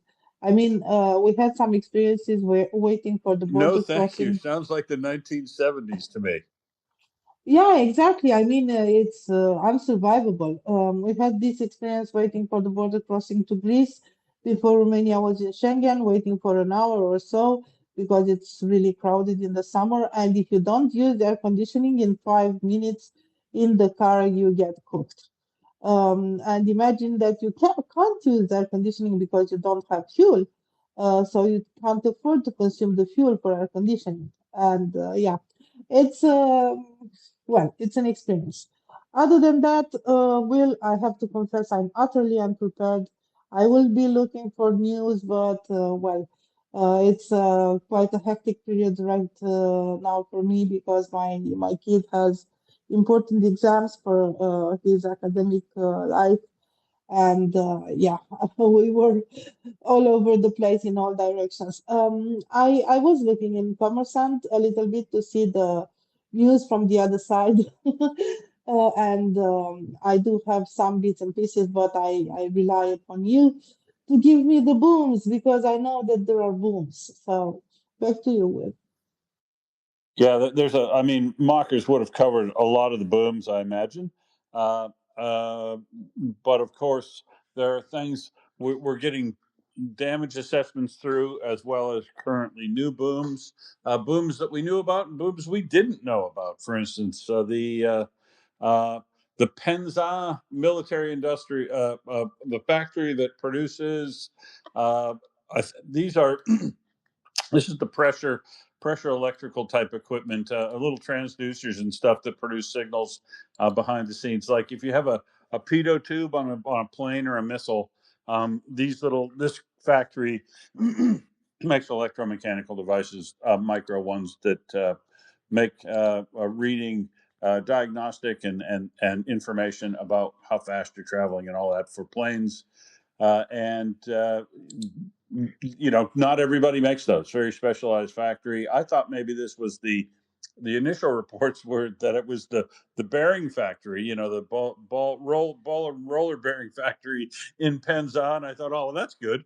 But then when I heard it was this factory, uh, I went, oh, even better, because this factory is far more valuable in relation to the production of missiles, fighter planes, and other military equipment. This would be a relatively close equivalent to the value of the Voronezh factory that was destroyed the other day, and we're actually see.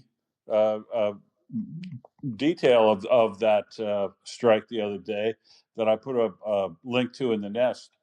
My comment on it above, of course, from that is that the um, so when we've heard this report of this factory in Voronezh being hit, initial reports that day from Russian sources on the ground were that there were 7 missiles hit it.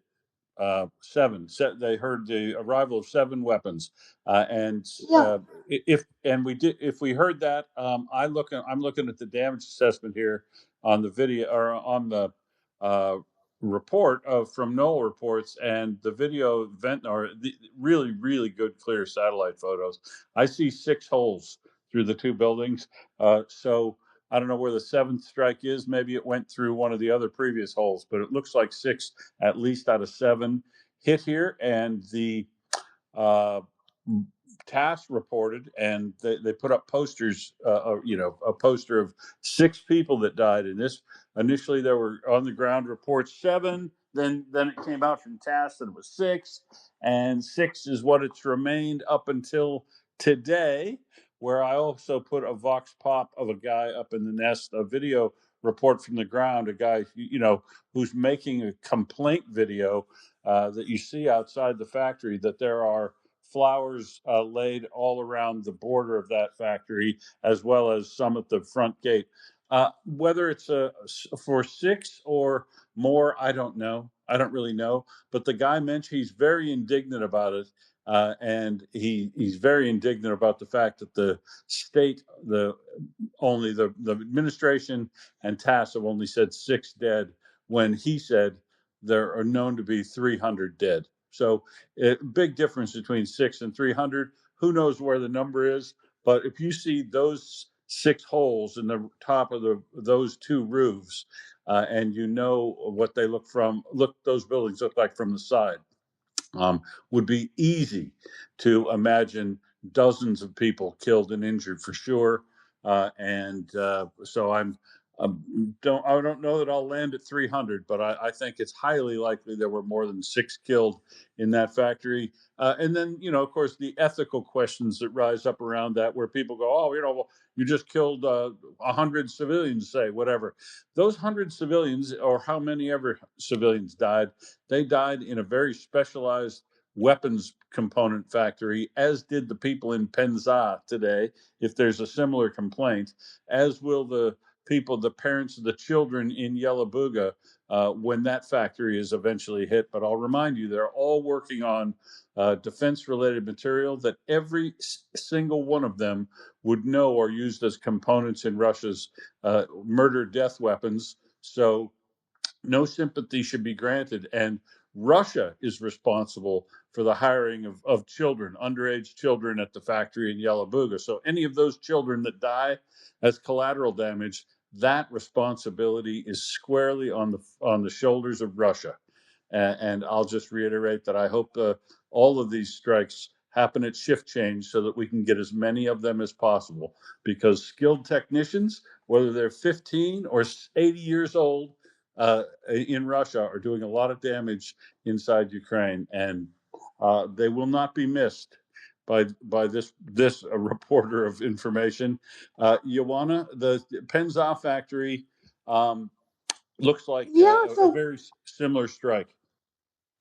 yeah, I'm quite surprised that you say that TASS reported casualties, because, as I said, I looked in Commerson this morning. So about 3 hours ago, they reported a drone attack on facilities in Penza, but nothing happened. That's what they say in Commerson. I mean, I can quote this. Yeah, So there was an attack, but nothing hit.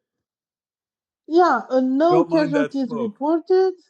According to the governor, at the facility, emergency services are working.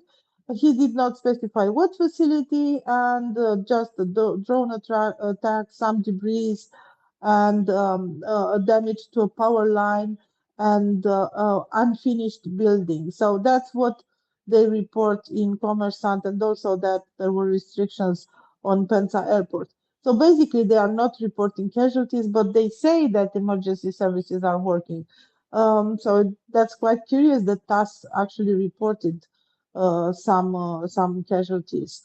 Also, they say No, 100. TASS didn't report any casualties from Penza. They reported on the casualties from Voronezh, and they're sticking with 6, even though ground Okay. reports show hundreds. Okay.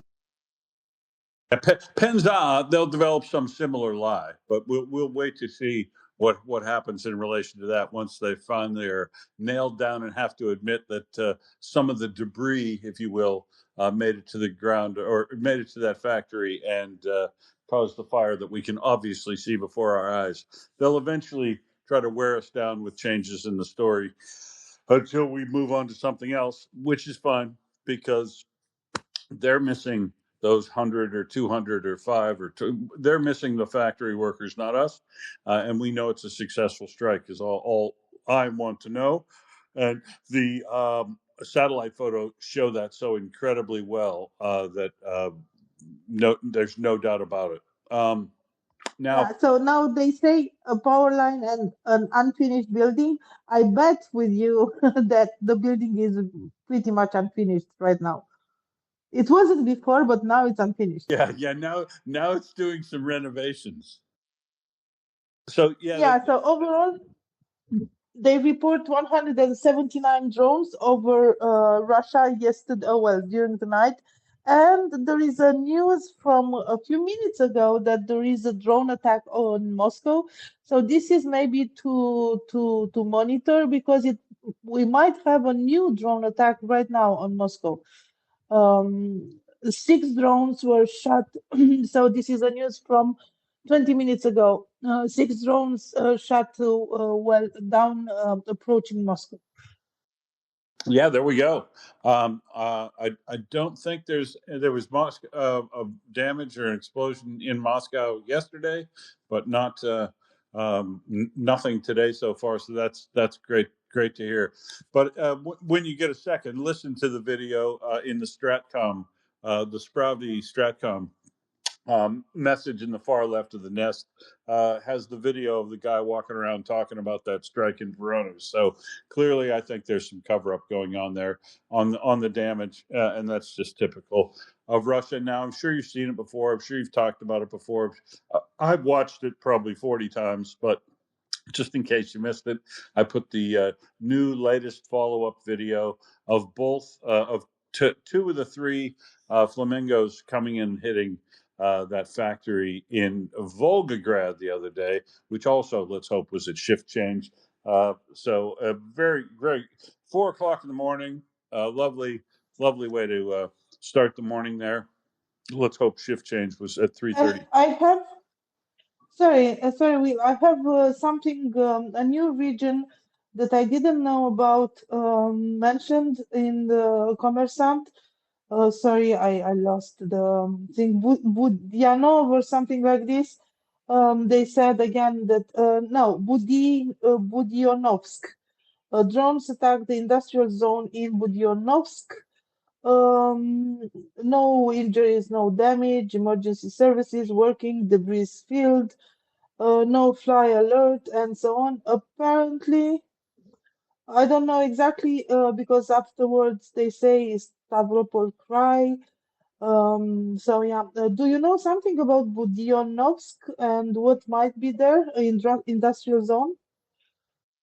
No, all I do know is that Budyanovsk is out east of Stavropol, into the center of Stavropol, or far the right hand eastern side of Stavropol Krai, and it does have an industrial zone in it, but I can't tell you exactly what was hit there, unless it was no. It might be a training center. There's a gun club out there. There's some. I can't tell you for sure off the top of my head, unless it's Stavrolan, which is a manufacturer of. We've heard Stavrolan before, and I think Stavrolan might have been hit before. In fact, I'll find out what Stavrolan makes, because that might be important to us later. But that's interesting that we hear that from Russia and not. We will hear it eventually from Ukraine, I imagine, as well, and maybe see some video of that. But so this just goes to point out that these attacks are just continuing and going in essentially waves. And the Commerçant's number of 179 drones, I would suggest to you, is probably an underestimation at this point, given the numbers that we've seen on previous days and regularly from Ukraine. The numbers now oftentimes are greater than those numbers coming from Russia. That's for sure. Let's see what else blew up, or what. So bridges. There's a number of bridges and rail bridges, road bridges, ammo dumps that have been struck, and electrical substations. A big fire near the Saki airfield in Nova Fedorivka, down there in Crimea, and also an electrical substation on the Kerch Highway over near the Feodosia oil terminal. which basically is or used to be where the oil terminal is now. It's just a burnt out hunk of metal bits that remain. So a lot of activity again in Ukraine, and Russia's activity, of course, was primarily focused at Zaporizhia and uh, towns and cities that ring the occupied territory, or ring the edge of the country toward Russia or the occupied territories. Mostly, terror attacks on civilians and older people and children in particular. Again, it's been I know not many of the drones made it through, but it was a particularly regularly bad day for artillery and loitering munitions in the border cities. So we still need a lot of work to be done on the folks that are launching that stuff. The road bridge over Malikalich River in Donetsk region, the railway bridge over the Tepla River in Luhansk. That's an important one, the railway bridge that goes between Luhansk and Donetsk. And here's the important thing about this, right? We have discussed taking down bridges with drones or with weapons, missiles, and stuff for a long time here at Volya, and Maria report even before then, and what it would take. The way that this is being answered now, that those of us who said, well, it'd be phenomenally difficult to take down a railway bridge with drones.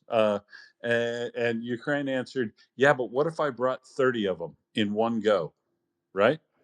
And that's essentially what they've done. The reporters near that railway bridge in Luhansk over the Tepla River have said that more than 25 drones came in and hit that bridge in succession near the abutments, and eventually caused the separation of the deck with the pylons and the piers, and got it to collapse. And wow, that's great. We also have seen Yeah, we've also seen a bridge collapse after multiple hits, a road bridge between the Novoazovsk one over by the border of Russia. Go ahead, Ioana.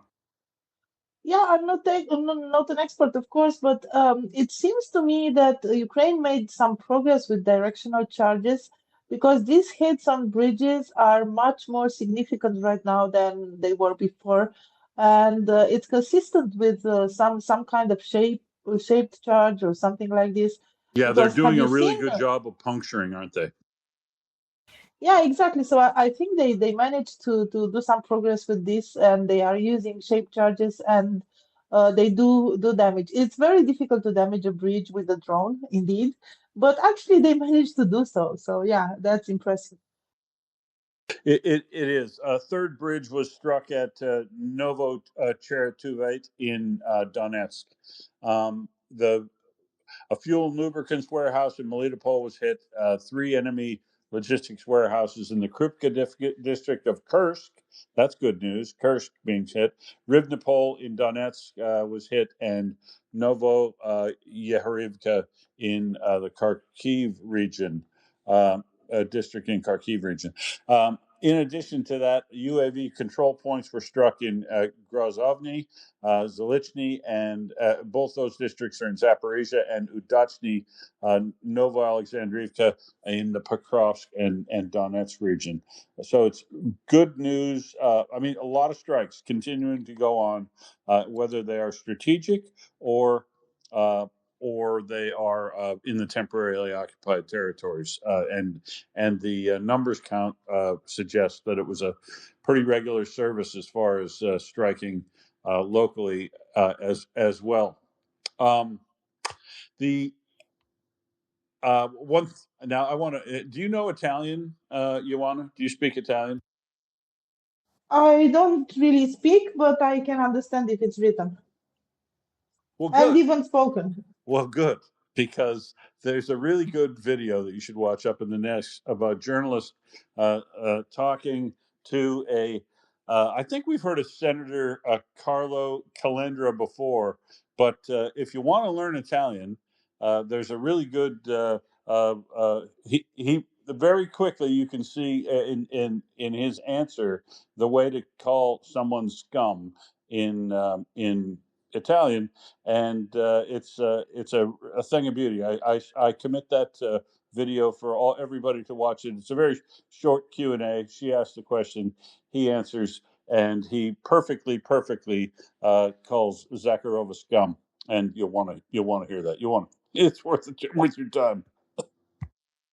Yeah, I see it. I don't know if I can listen to it being in the space, but I will certainly listen to it afterwards. And I know that there were a lot of reactions in Italian after Trump's debacle with the Oh Giorgia my God, Meloni, that and was it good. was Yeah, it was absolutely beautiful to listen to the Italians speaking about this. I mean, the amount of adjectives and epithets and things like this that they used was amazing. Yeah. yeah. Well, I started my Italian lessons today with him going Zakharova Ficcia, and he goes on to say, that the way to manage this is to make sure that we give Ukraine all the support it can to help them defeat them on the battlefield, because this is exactly who Russia is. I just thought it was very emphatic, very, very Italian. I really enjoyed it. It's up there in the nest. You could enjoy it for yourself. I note that Heather also tied into that Spravdi is suggesting now that um, the the capability of Russia now to control its ruble if it goes on a run over 100 rubles per dollar is that they suggest that it's starting its run, and it's going to go over 100 and keep going. That Russia no longer has all the means by which to control it, especially if it won't get control of its fiscal house, and it shows no sign of doing that. But I'm not sure if this is the start of the run yet. I don't know if Russia will come up with some huge new way to try to maintain the value of the ruble, because if they lose the value of the ruble at the same time that they want to call a mobilization, at the same time when there are fuel shortages, and at the same time that internet is not available, and they're, repressing people, too many of these things, and your public might snap in some areas. So I don't know whether or not, but industry, especially the oil industry, really want Putin to devalue the ruble and let it go to 100 and over 100 significantly, so that they can help balance their own books, which is helping them pay their taxes and voluntary donations to keep the war going for Russia. So probably on the cards, but I don't know. And it's probably on the cards that Russia's going to let it drift higher and over, but do they have the means to contain it as it starts to get out of hand? And we'll see. I don't know if they do Yeah, or not. that's the thing. Actually, a strong ruble doesn't help the Russian economy. It doesn't help the value from the exports and so on and so forth. So they need a slightly not so strong ruble. But the problem is it's very difficult to control this. So they got down the interest rate by 0.25. So this is very prudent. Usually the changes happen by 0.5 or even 1 point. So they got down the interest rate by 0.25.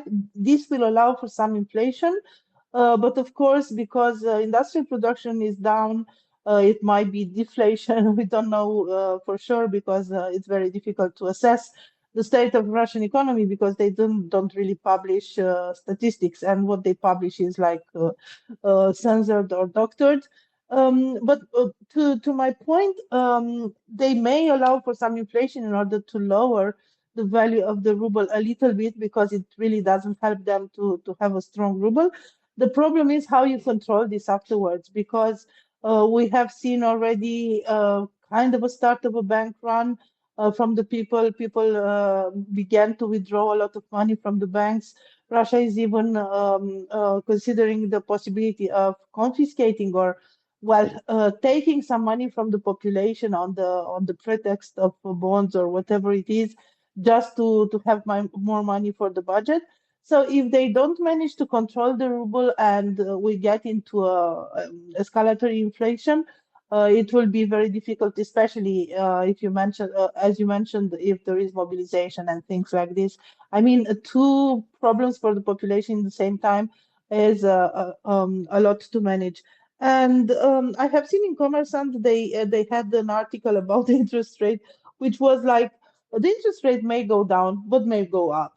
That's Thank you the for summary of wasting it. my time, right? Yeah, But exactly. and the So reason why it's dangerous game to get them playing to let the currency drift higher, because if there's also other nudges that would cause it to go higher, and it runs out of tools like foreign capital with which to buy rubles so that they can keep it under control, and they won't use, and as you've noted, they've now lowered the interest rate again 0.25% after several, 5 months ago, 6 months ago, there was such an outrage that Nabalina was going to raise the interest rates again. Rightly so, right?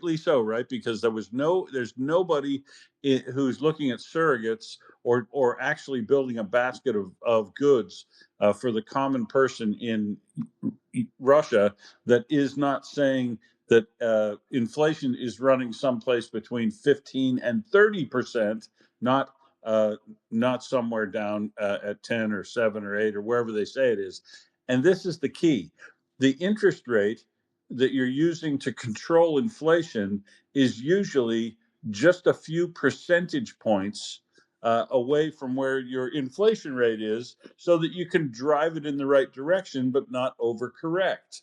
So if as they were appropriately had interest rates up in the 20% range, that's because Nabalina, back when she was still allowed to manage the economy appropriately from a central bank, one of the only tools they've got is the interest rate. And so if they refuse to use the tool to control interest rates and inflation, or if they refuse to use the tool interest rates to control inflation once it starts to go, and it does get out of hand, because let's say they do a mobilization, well, that's a whole bunch of new money they've got to start paying out in cash flow. That's going to cause some stress, and they'll need money for that, and they'll inject that into the mix.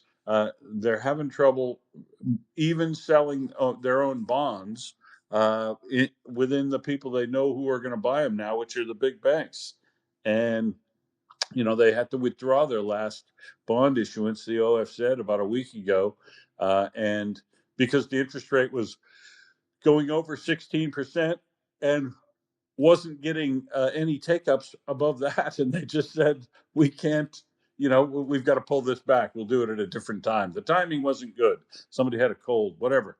They claimed there was a problem and had to pull it back, and so they don't have that. The government doesn't have that pool of fake money, so that if the government doesn't have money, they can't pay the suppliers of their tanks and drones and the salaries of all these soldiers and everything. They can't push money out, fake money out. So the banks are going to have to cover them. Banks' liquidity will go bad, and the central bank will have to push another repo out of 14 trillion rubles or whatever they're into it for this year already. The money round will become a joke, and if you get mobilization, you get refinery strikes, which has got fuel prices are now, every country I've ever been in has a fuel watch, right? A place where you can go find the cheapest fuel around your city or state or whatever.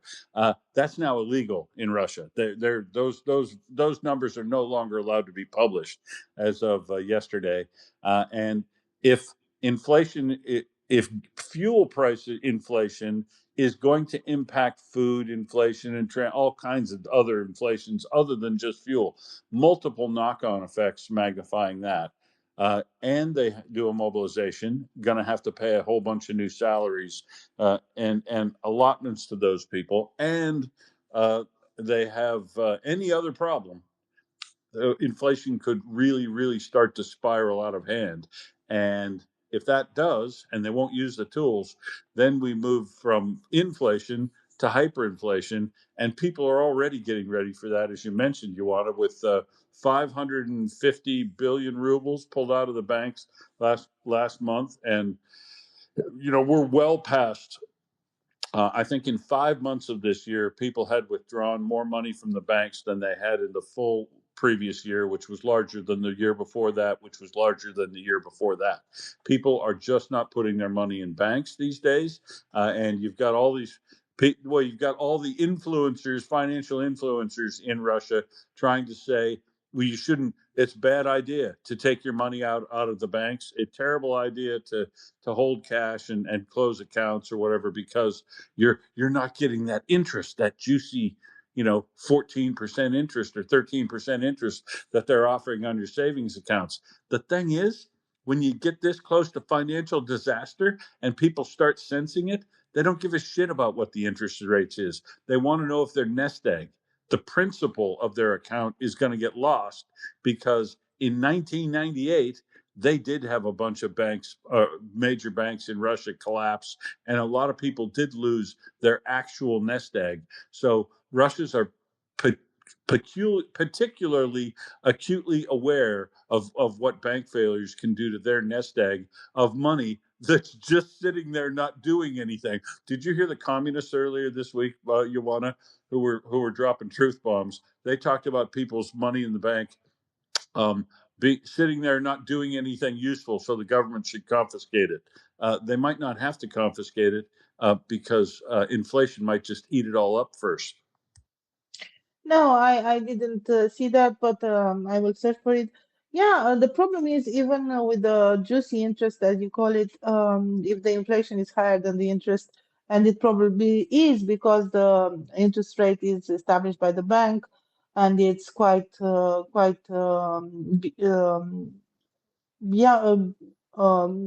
lower than the inflation rate. So the interest does not cover what you lose in value for the money. That's one. And second, yes, indeed, I remember in the 90s, just after the revolution, we had a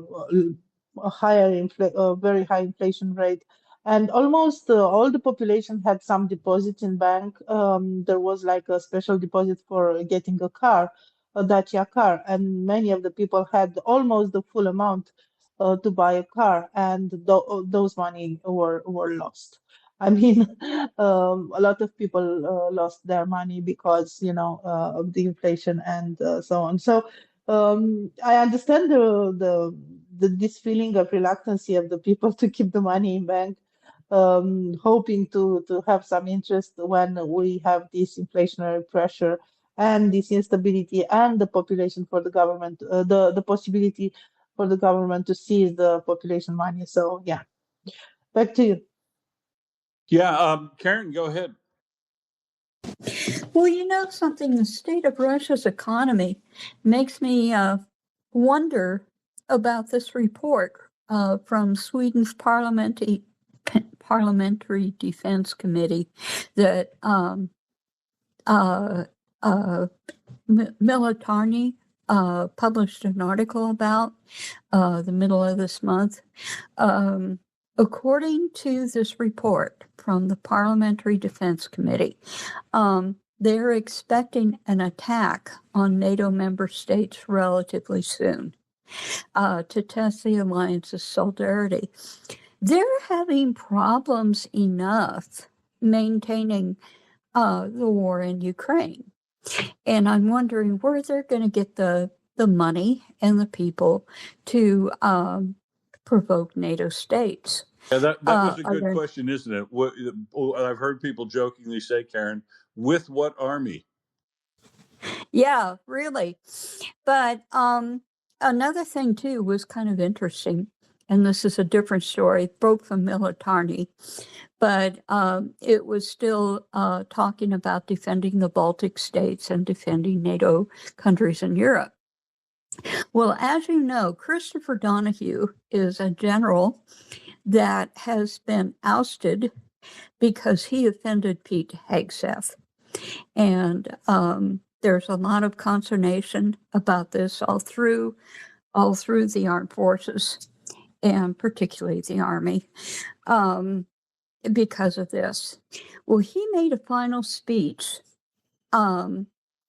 this Tuesday, in Estonia, that the United States will stand alongside Europe and its European allies defending the Baltic states. And I'm wondering, this guy, how could he even, with the way our administration is, I wonder why. I just don't see how he could say something like that. Oh, I do, because he's just giving the standard canned speech that every American NATO general has ever given as they go to retire. The backstory is what's important here, not that he'd give that speech, because that's what he believes, and that's what you believe, Karen, and that's what the 75% of the it's what I would American like to population believe. But of course, he's dealing with it, and he's retiring because he's being forced out by an administration that is gutting the military of everybody but Trump loyalists. Yeah. It's just that must be it, because I question whether he really believes that, because now things could change. Trump is this administration is very unpredictable. There might be a situation. Poland is a NATO country, and we've gotten closer to Poland lately, but yes, maybe, but I sure don't think it's very likely. But anyway, we'll see how it's turned out. And I'm also watching who they're going to put in charge of NATO in Europe. Yeah, now. Well, you think it'll be Starmer? He's applied for the job. Oh, I don't know. It's gonna be interesting. But yeah. So anyway, I'll leave that out there. Maybe it'll be Gaius Landesbergers. That'd make me happy. Yes, that would be a plus. That really would be. Or somebody. They're not going to make him NATO commander because he's not a military guy. But then again, neither is Rutte. We'll see. Here's the important thing. I think that if the United States really wants to get out of NATO, they should back away from the decision making, because Rutte was put in because essentially he was Biden's guy, and the United States should quit taking such an active role in finding who's going to lead NATO if they don't want to be in NATO, because let the Europeans do that too, and we'll see where they go. It might end up being some of the impressive German voices. The German commander, I think, of ground forces has made multiple interviews in the last few years that have been very impressive on his understanding of the capabilities of NATO and his forthrightness for carrying out the function of NATO, which is to oppose the Soviet Union and then an aggressive Russia. And that's, if Trump doesn't want to participate in NATO, the United States should back away from control and input, and slowly work their way out. But don't hinder the thing from functioning by letting them, standing over and saying we need to be in approval of the guy that's going in there, unless they're actively working against the interests of NATO, which at some point I just think that Trump is a greedy, grifter, pathological, lying asshole, but that's only interested in himself. But every now and then, you got to wonder whether or not he's an active agent for bad things in the world. And regardless, you have to protect yourself from that situation. So, Karen, that bloke who's just retired, he was the commanding general on the ground when Trump's evacuation of Afghanistan had to take place during Biden's administration. Have you heard anybody's opinion on how that went? Because that was, sort of viewed as a bit of a catastrophe, and he was the guy in charge of that at the time. It was. Yeah. But I don't know Yeah. what the causes exactly were, whether or But not he was in them. anyway, going back to NATO in the present day in Europe, there is a change coming up that, aside from who our commander who the military commander will be, okay, there is going to be the creation of a second command that allows the NATO alliance to deploy more troops to the Baltic states.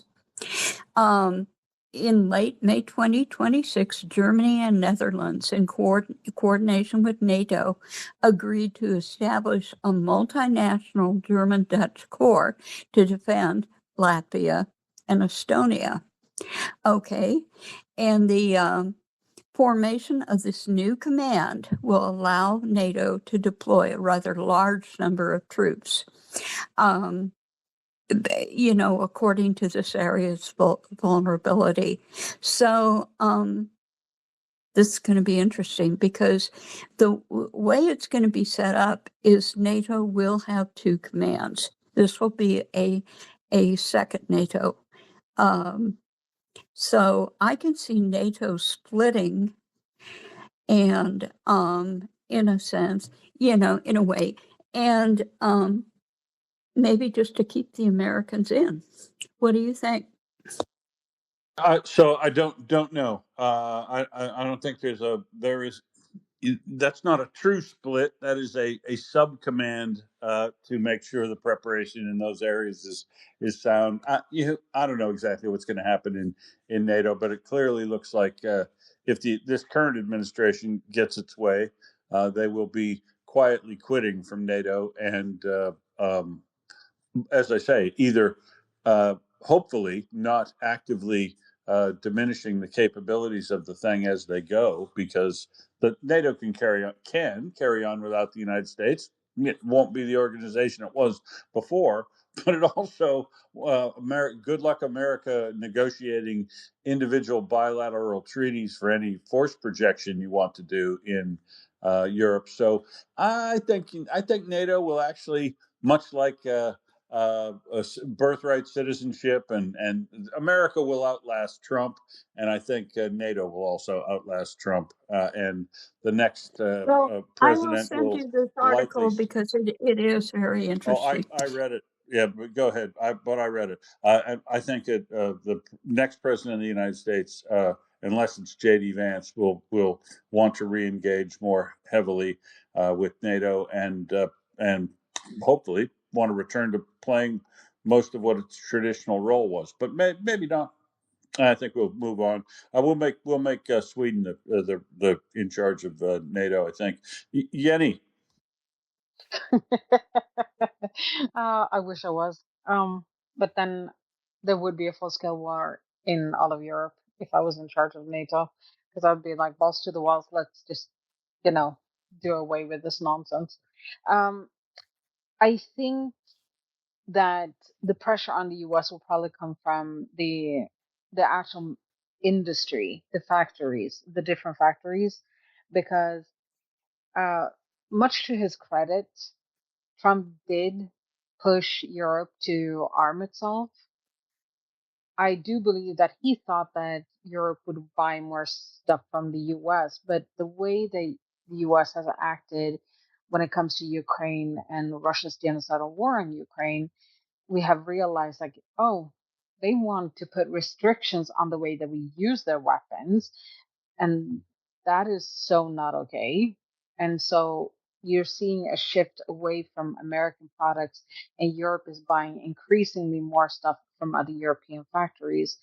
Thank you, Donald Trump, because Sweden is getting rich thanks to him, because Saab and their products, Bofors, and also the UK is getting a ton of money as well thanks to this because of BAE Systems. And we're seeing a lot of new orders because the kit is working really well in Ukraine. There are, as far as I know, no restrictions on how Ukraine can use these weapons because, like the Minister of Defense of Sweden, Paul Jonsson, said, we gave them to Ukraine. They're Ukraine's to use now. We don't have any more input. because it's kind of like if I buy a car and give it to Will, I can't tell him like, oh, you have a restriction on how much you can drive this every day. That would be idiotic. Um, just really, really stupid. Also unenforceable. I know. So what am I gonna do if you like violate that? Am I gonna take the car back? No. And if I'm giving munitions to Ukraine saying you can't use it in Russia, you can't fire inside of Russia, what am I gonna do? Like make them put that thing back together again and take it back? No, don't be silly. So you're seeing an You just wouldn't increase. give me the next ones, apparently. Uh, or I just wouldn't like put restrictions because restrictions makes no sense. It's their product to use now. And so we're seeing an increase in reinvesting money back in Europe. And that was not a part of Trump's plan. And that will take, because we've seen this over two administrations, these restrictions and this de-escalation management bullshittery that went on even under Biden. I think that it will take time for the US to get the market share back from Europe. Oh, It's and going I to take a suggest while. they never will. Yeah, I mean, there's a And big chance probably never will. they never ever will in the foreseeable future, because after you've diversified manufacturing of weapon systems across a body like the EU, which is possibly likely even to grow by a few more, uh, uh, and it's now in competition with defense industries in the United States. They're not going to cede that ground after they've been forced to do it, and that will affect the United States long term. I mean, I think the United States exports 160 billion US dollars worth of defense kit every year now, and we're already seeing stuff that's going to be supplanting a significant portion of that being built in Europe already, and particularly in Ukraine. And this absolute aversion beyond that to people buying things, as you say, which there are restrictions on use of. You're not renting an F-35. You're buying a F-35, and I like how America loves the right to repair rules in that when they buy stuff, but they don't like it when anybody buys stuff from them that they can't get to that they decide for themselves how they're going to use it and what they're going to do with it, and how they, if they want to modify it and whatever like that. It's well, frankly, it's just not going to stand up these days anymore. And this No, along and that along with that's the realistic macroeconomic effect that it's going to have on America. But think of the overall sovereign financial effect that the United States no longer playing its traditional role in being the essential partner for peace that holds the nuclear weapons for most of the liberal democracies, giving up that role, giving up the petrodollar approach to how they manage the Gulf oil trade, and just the shine that has come off the America with this in this administration, it are intangibles, but they are real. The American dollar is going to fade as being uh, the place where people hedge most of their money in, and that is if you're not the major reserve currency anymore in the world, uh, your the value of your dollar is definitely going to be affected by that. And it'll be generations before they solve that problem, as well as the one about manufacturing you mentioned, Jenny. yeah, and I don't think that this was part of their calculus because since the 50s, Europe has bought Yeah, American kit. he doesn't do math, let alone That calculus. yeah, and Have you ever seen him do he percentages? I know he lowered the price of It's metals that by new math you've heard 200%. about. I know it's hilarious. Like I'm gonna like honestly, math was not my strong suit, but even I'm better than this. Uh, it's oh my gosh, there are just so many stories. But the thing is, because of the way that Europe reacted towards the genocidal war that Russia is waging in Ukraine. For example, Sweden, everybody's like, oh my gosh, Sweden is so good. They're so generous. They have given so much. And I'm like, yes, we're a really lovely country. We're really nice people. Until you piss us off, then we're not that nice anymore. But don't think that it's all altruistic, that we're doing this for the goodness of our heart. No, our stuff hasn't really been battle tested. And here's a place we can battle test. So it's also selfish reasons because now we have the stamp of approval. Look how well the CV90 worked in Ukraine. Look at so we designed a product and we did not have explicitly to take out the Russian stuff, but we haven't had an opportunity to test it. Did we get the calculus right? And yes, we did, because CV90 is doing extremely well. It is, I'm not saying that it's immortal and that the CV90 can never be destroyed. Obviously it can, but that is not the really 100% the point of the kit. It is also to make sure that the crew survives. And CV90 has a higher rate of survival than a lot of the other infantry vehicles out And there. that's why they like the Bushmaster Yeah, armored vehicle, because yeah, it's not an infantry fighting vehicle. It's an armored personnel carrier. But as you say, the survivability of these things is fantastic, and that has been the key factor for people saying we like this one the best. They said they yeah, liked exactly. the Bushmaster the best because and people are copying the IED armor protection particularly. Yeah, so that's the thing. So Sweden designed an armor that goes on the CV90 and I think Stridsvagn 122, and it's called the Barracuda, and it actually masks a lot of the heat from the machine itself so that it's harder to find, right? And they also like the Archer. Again, this is something that Sweden and BAE system, Saab and Bofors and BAE system, they researched and developed this thing. It is apparently the most advanced artillery system on the planet at the right now. And what is something that Sweden does really, really well when it comes to all the stuff that we have sent to Ukraine?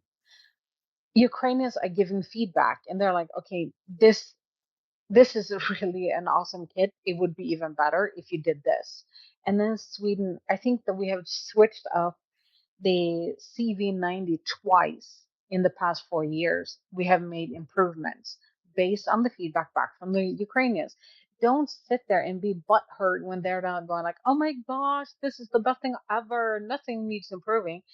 Obviously, everything could use some improving. Even me. I know, Yeah, shocking. imagine the value of the Gripen.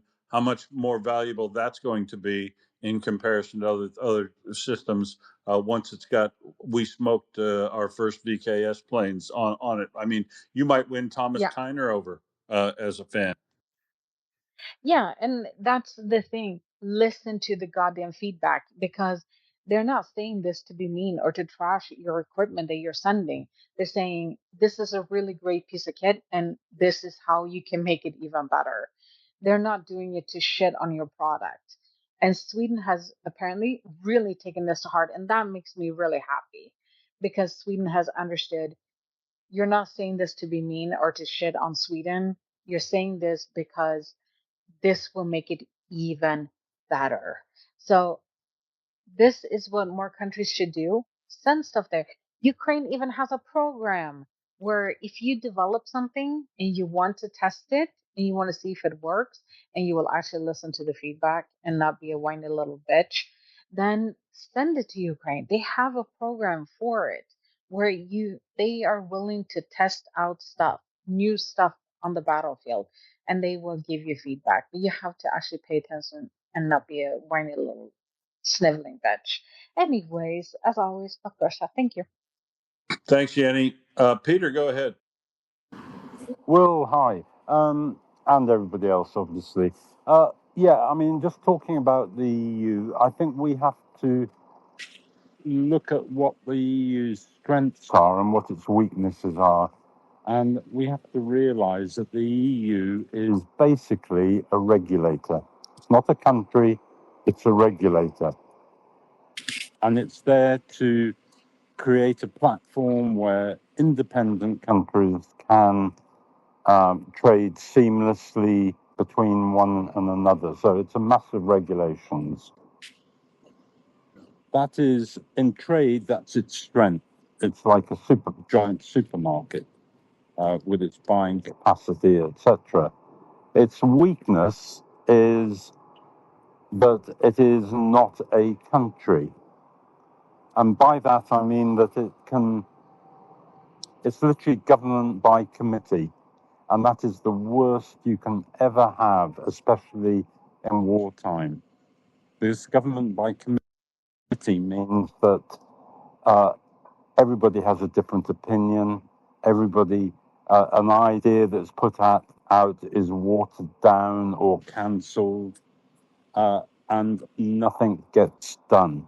It is like a slow, lumbering dinosaur.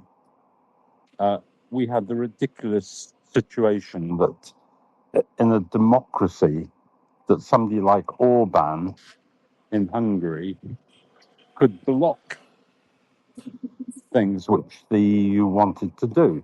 He could just, not even a country, one man could block. That's not democracy. That's just total ridiculousness. And the EU really do need to look at where they need to evolve their structures to make themselves a lot stronger and a lot more decisive. I think Macron years ago suggested that there were different levels of access into the EU. So you go, those countries who want to go the federal way, which is making like a mini America, if you like, and those who don't want to go the federal way but still want access at different levels of access. And I think this war does show, I think the people, one of the big problems we have is that the further away you get from what happens in Ukraine, the less you are affected by it. And I remember actually Putin years ago saying, oh, the West, they're too fat, they're too self-indulgent, they have no stomach for war. And I think that is true. But I think that's also true in Russia, because what has happened is Ukraine has actually brought the war into Russia, so that people are now being affected. And so they are thinking about the war. It's not this football match they're watching on the television set from a distance. And it goes the same with Europe. The closer you get to what used to be the Soviet bloc, the more people are aware of what the effects of letting Putin get away with this would be. The further away you get, I'm sitting in the UK, life is what it is, but there's no war. And I feel what happens in Ukraine because I have relatives in Ukraine. I have colleagues in Ukraine from my flying when I used to go there. I have friends in Ukraine. I have people who have actually been killed in Ukraine who I know. And so to me, it's something I look at all the time, and I try and learn more. And I listen to really clever people like Will and others who feed me a lot of information I didn't know. And Well, I'll feed you some information right now. So I agree. EU is basically a trade bloc bureaucracy, and the problem is that it's not flexible and fast enough when to deal with things like war. But it does finally get around to it. And today, of course, it got around to providing the first actual tranche of 3.9 billion euros that's going to go right into advanced drone manufacturing inside Ukraine, which means they should have all the working capital they need to bring the FP9, FP7, whether they convert it over to the air defense version or the ATACMS analog, might have money for both of them as far as that goes, working capital wise, and to keep working on developing things. Britain has decided to close down and not produce any more storm shadow missiles. Interestingly, the same day, Ukraine licensed the production of Scalp EG, which is the exact same missile. It's just the French version. In Ukraine. So it's an interesting juxtaposition of positions on that from Britain. I understand Britain's new defense approach. I understand their intent. I don't agree with their the value or the fundamental approach as well as they could. But I do understand them wanting to get more bang for their buck and value for money out of what they're doing. And I think, getting licensed to produce the Scalp is just in this suite of missiles that Ukraine is going to do, a lot like what Karen or Jenny said before, which is they're going to be producing a far too broad a range of missiles and drones. Ukraine is, but then they will, as they work through this war, standardize on a smaller set of tools for the job, and then begin producing those in much more massive, scalable form for themselves to finish this war and to sell to others in Europe that want to have a stock of the things on hand for the next 10 years, and then basically be working on the next thing. I hope that Britain's decision not to go with Britain abandoning a navy, I don't think is ever a good idea. But Britain wanting to get into autonomous drones and air, sea, land drones is good. But I wouldn't build out a whole bunch of drones right now and put them on the shelf for use, because it's just evolving way too fast, and those things would end up going to waste or going to surplus, because what Britain should do is build out 2 or 3 design bureaus to build out things and manufacture things in a rapid format, and set up the provision of factories so that they can make componentry for lots of different types of things, and then only decide on the actual production of the weaponry that they need as they get closer to the point where they're ready for a conflict. Make sure that they have scalable mass production that they can implement quickly for drones of many types, and then figure out the exact one they're producing at the time to keep obsolescence from becoming a big problem for them as they go. But the other part is, I just don't understand how Britain goes without a navy. It's the source of you'd have to say it's the source of Britain's original power and strength, and I still see a big role for that if they continue to want to play it. And I don't know. Britain does not have enough troops. It does not have enough forces ready to react across the board. But I don't know how they're going to pay for it. But they ought to figure it out, and ought to maybe turn it into a jobs program or of some sort, because they haven't built out their insurance policy anywhere near big enough to be able to help them going forward in the future. But maybe their new prime minister will figure it out. I'm not sure. I'm a big fan of because I'm not a big detractor of Keir Starmer. I think he's done some good things. I also think he's probably done some things which aren't quite good enough. But I'm not sure he's going to be the guy for NATO, and I think he's applied for that job when that term expires. So I'm hoping they get some more other candidates in on that. Karen, go ahead. Well, as that goes to another article that I read, and it was titled United Kingdom is going to reform its armed forces, not just its navy, but its armed forces based on the Ukrainian model. That's what I was just talking about. Yeah.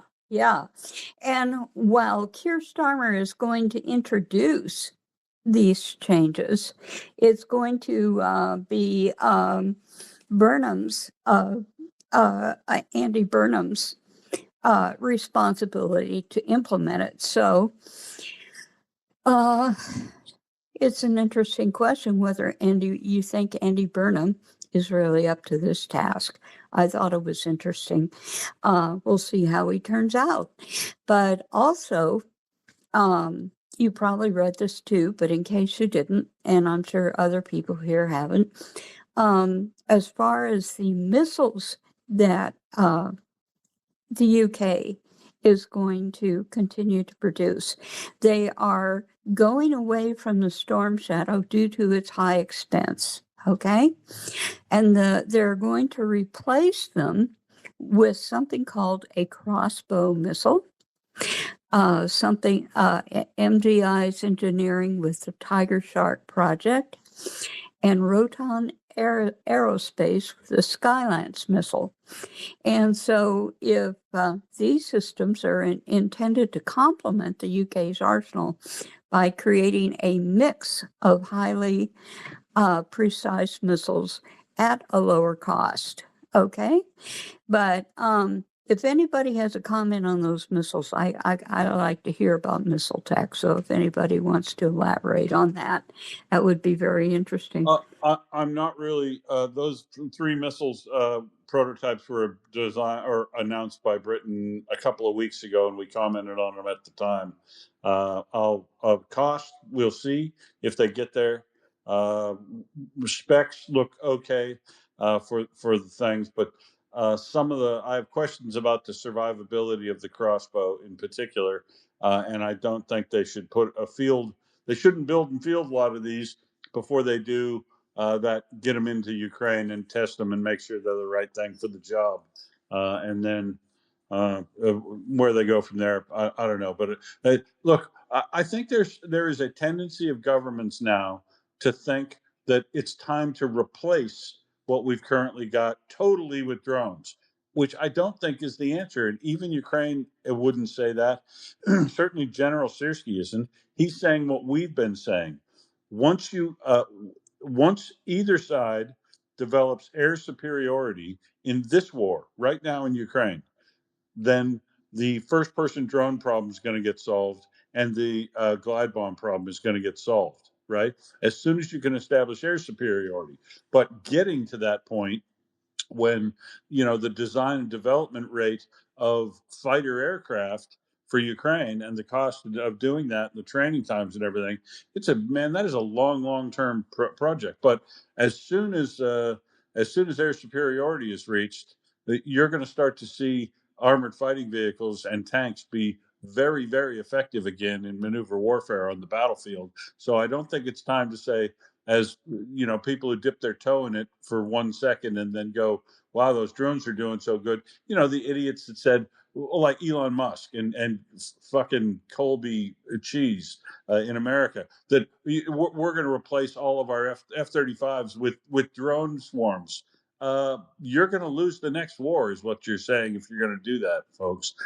Drones absolutely augment the capability in warfare, and they do help counter and blunt the effectiveness of some weapon systems, but they're not the panacea.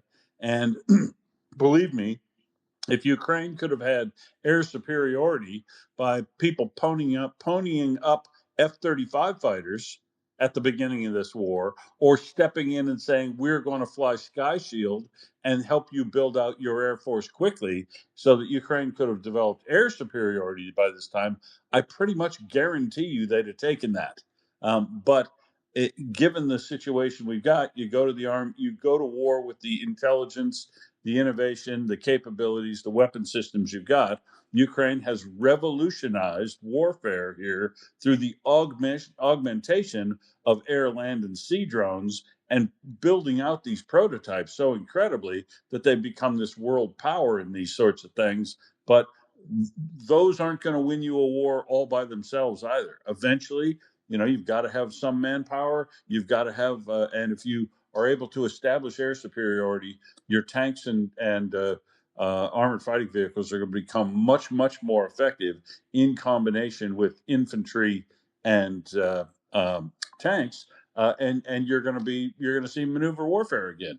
So I think Britain's probably making a mistake going. They see it as cheap. This is the thing. Britain sees this as a very cheap way to build out their defense into the future, rather than a totally sound way to build out their defense into the future. America's making a relatively is making a mistake too in its military by, well, first of all, the hollowing out of all of the senior cadre in the military and replacing them with loyalists. That's not a meritocracy that I want to work in if I'm in the military.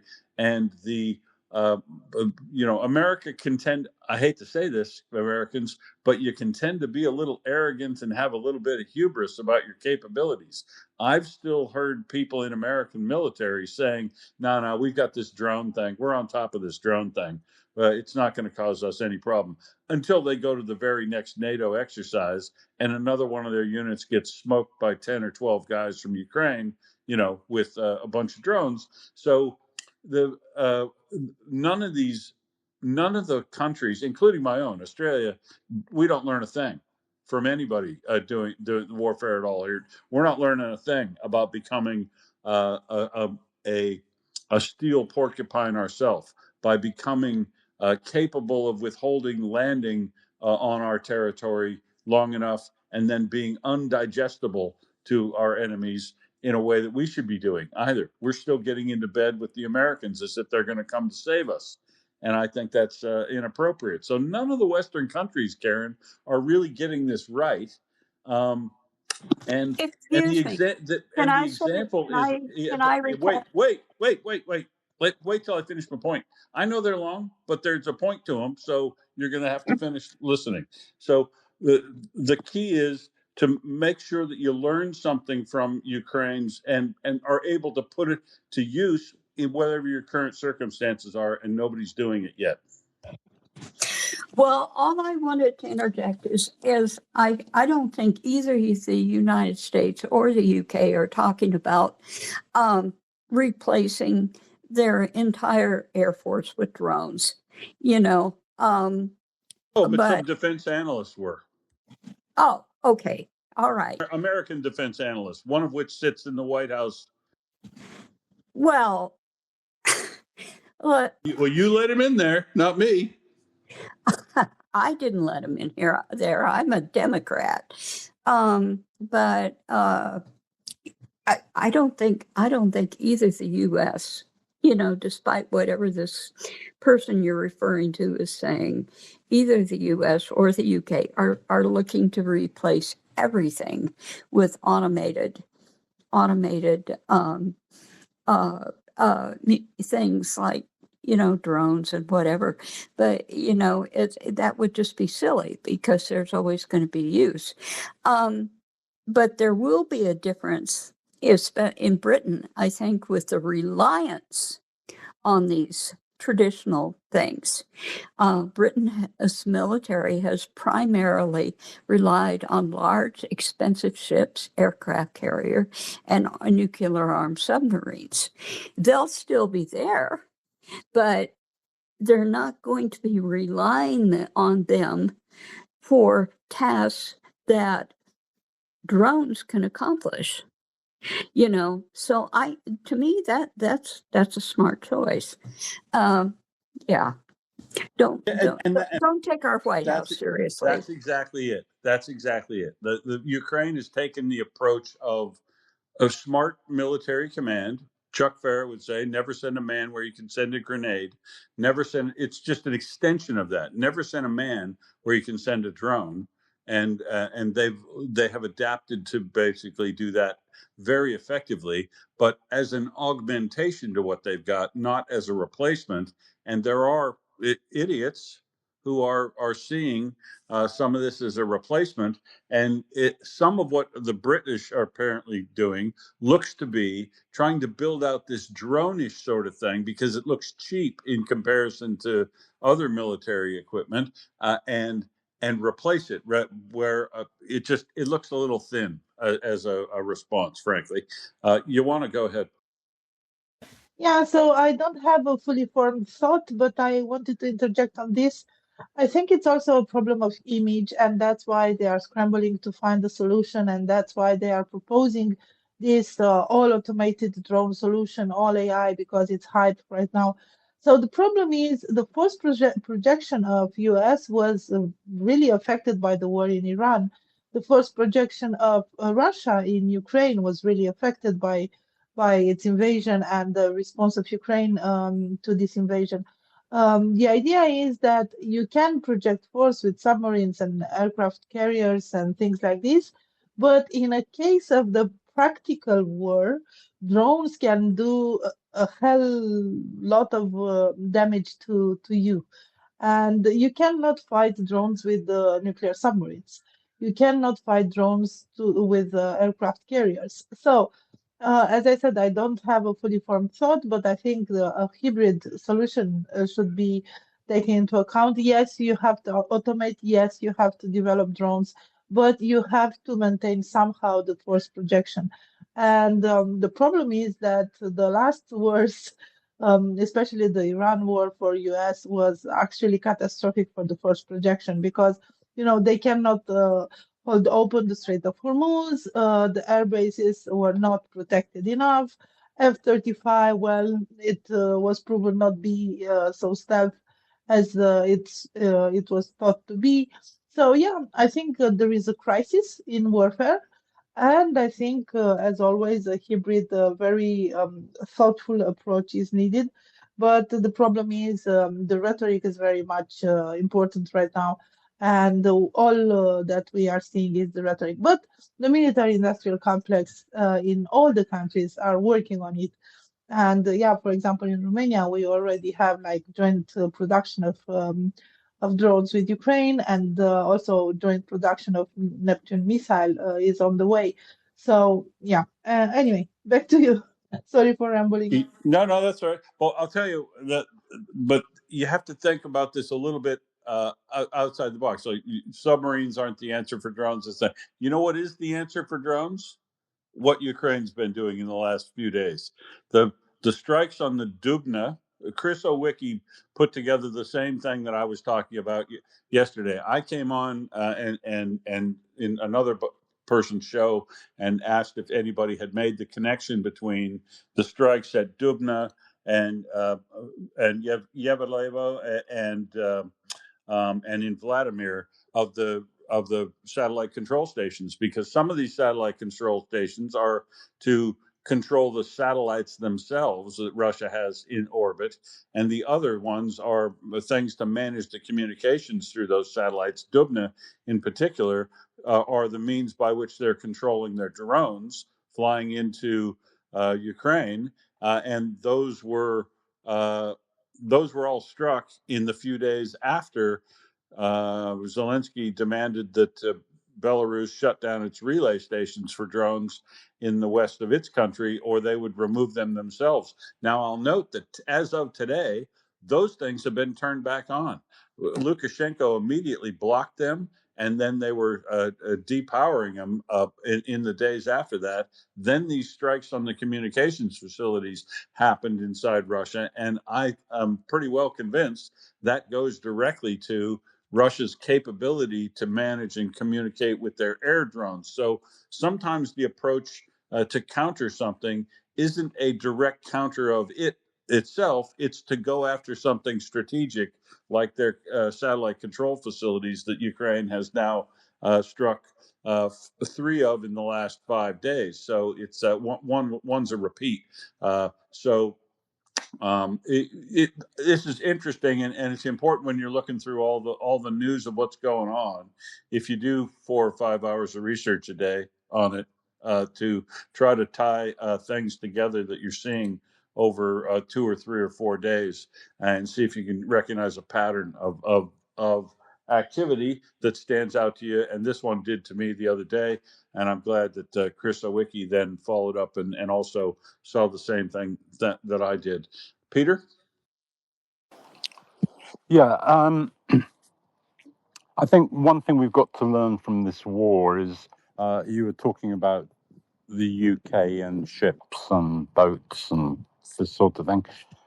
Just very quickly, don't look to Andy Burnham to be the saviour of the UK or the military saviour of the UK. Going from Starmer is like jumping from the frying pan into the fire. Andy Burnham is left wing. He won't touch the problems the UK has, like the massive benefits bill we have, which is blocked all the time. They try and say we don't have any money, basically. Why don't you have any money? Because we came out of the EU is one reason, which was a big mistake. So GDP's gone down? Sorry? Has GDP dropped in Britain? It did drop, I think, about 4% due to coming out of the EU. Between 4 and 5%. And has it continued going down since then, or has it come back up? We're not performing well in this country. We go very, very, very slowly. We've had slight increases, and then we now have increasing unemployment. We have a government which is not prepared to deal with our benefits, which are massive. Are they massive and out of proportion in comparison to other EU states? Yeah, they are. And we also have the very fact that you were totally correct in saying that Starmer was looking at drones as a cheap way out, because he has this problem that one part of his party are anti-war. I mean, we've had massive demonstrations in support of Palestine. And this is the Socialist Party. So that every time he tries to do anything with war, there will be huge opposition. And to actually spend money on war would go against the grain with a load of the socialists. And it's going to be even worse with Andy Burnham. Where I disagreed with, I mean, you only have to look at the Black Sea and how Russia's Navy have managed there to see the effectiveness of drones against ships. Yeah, but as Thomas Tyner pointed out, if Britain tried to use drones against ships in the North Sea, which is the area where British Navy was supposed to cover it, it would only cover a tiniest little portion of the area that it needs to cover, and so it's not a like for like thing, and just generally, like I say, I think Britain's why wouldn't riddle me this? Why wouldn't Burnham come in if you say you've got unemployment problems and you don't have tax revenue to support all the benefits that you've got? Why wouldn't a Burnham come in and try to do some of the things like he did in Manchester to make some of the public service more efficient, to potentially renationalize some stuff if Britain hasn't gotten some of it right in changing things like British Rail and some of the stuff that's been done. But these are the sort of what you're saying. If he's a left wing guy, why wouldn't he come in and try to do a jobs program by saying we're going to ramp up our defense industries, all of which have good jobs, and to pay for all of that, I'm going to tax the rich? Because I haven't looked at it in great detail. Oh, he would tax the rich. Class separation in Britain has gotten just as bad as it has in Australia or America or anywhere else, and it's time we started to tax the rich a lot more. Yeah, but the rich are very heavily taxed, and that's why they're all leaving. Bullshit. And taking all they're taking their job creations with them. You know what, Peter? That sort of bullshit language that people say, oh, they'll take the jobs and leave. Fuck them. Let them try to go then. Let people who want to get out of Britain with their jobs and take all their money and go someplace else, let them. call their bluff. They won't leave Britain because they want to live in Britain for a lot more reasons than just their taxation. And we've taken way too much shit from rich assholes around the world to tell us, to press us that we don't have, that they're taxed too much. I've never heard anybody whine more about taxes than rich people these days. And the overall tax rate of rich people these days has led to the vast creation of all these oligarchs, essentially, like Elon Musk.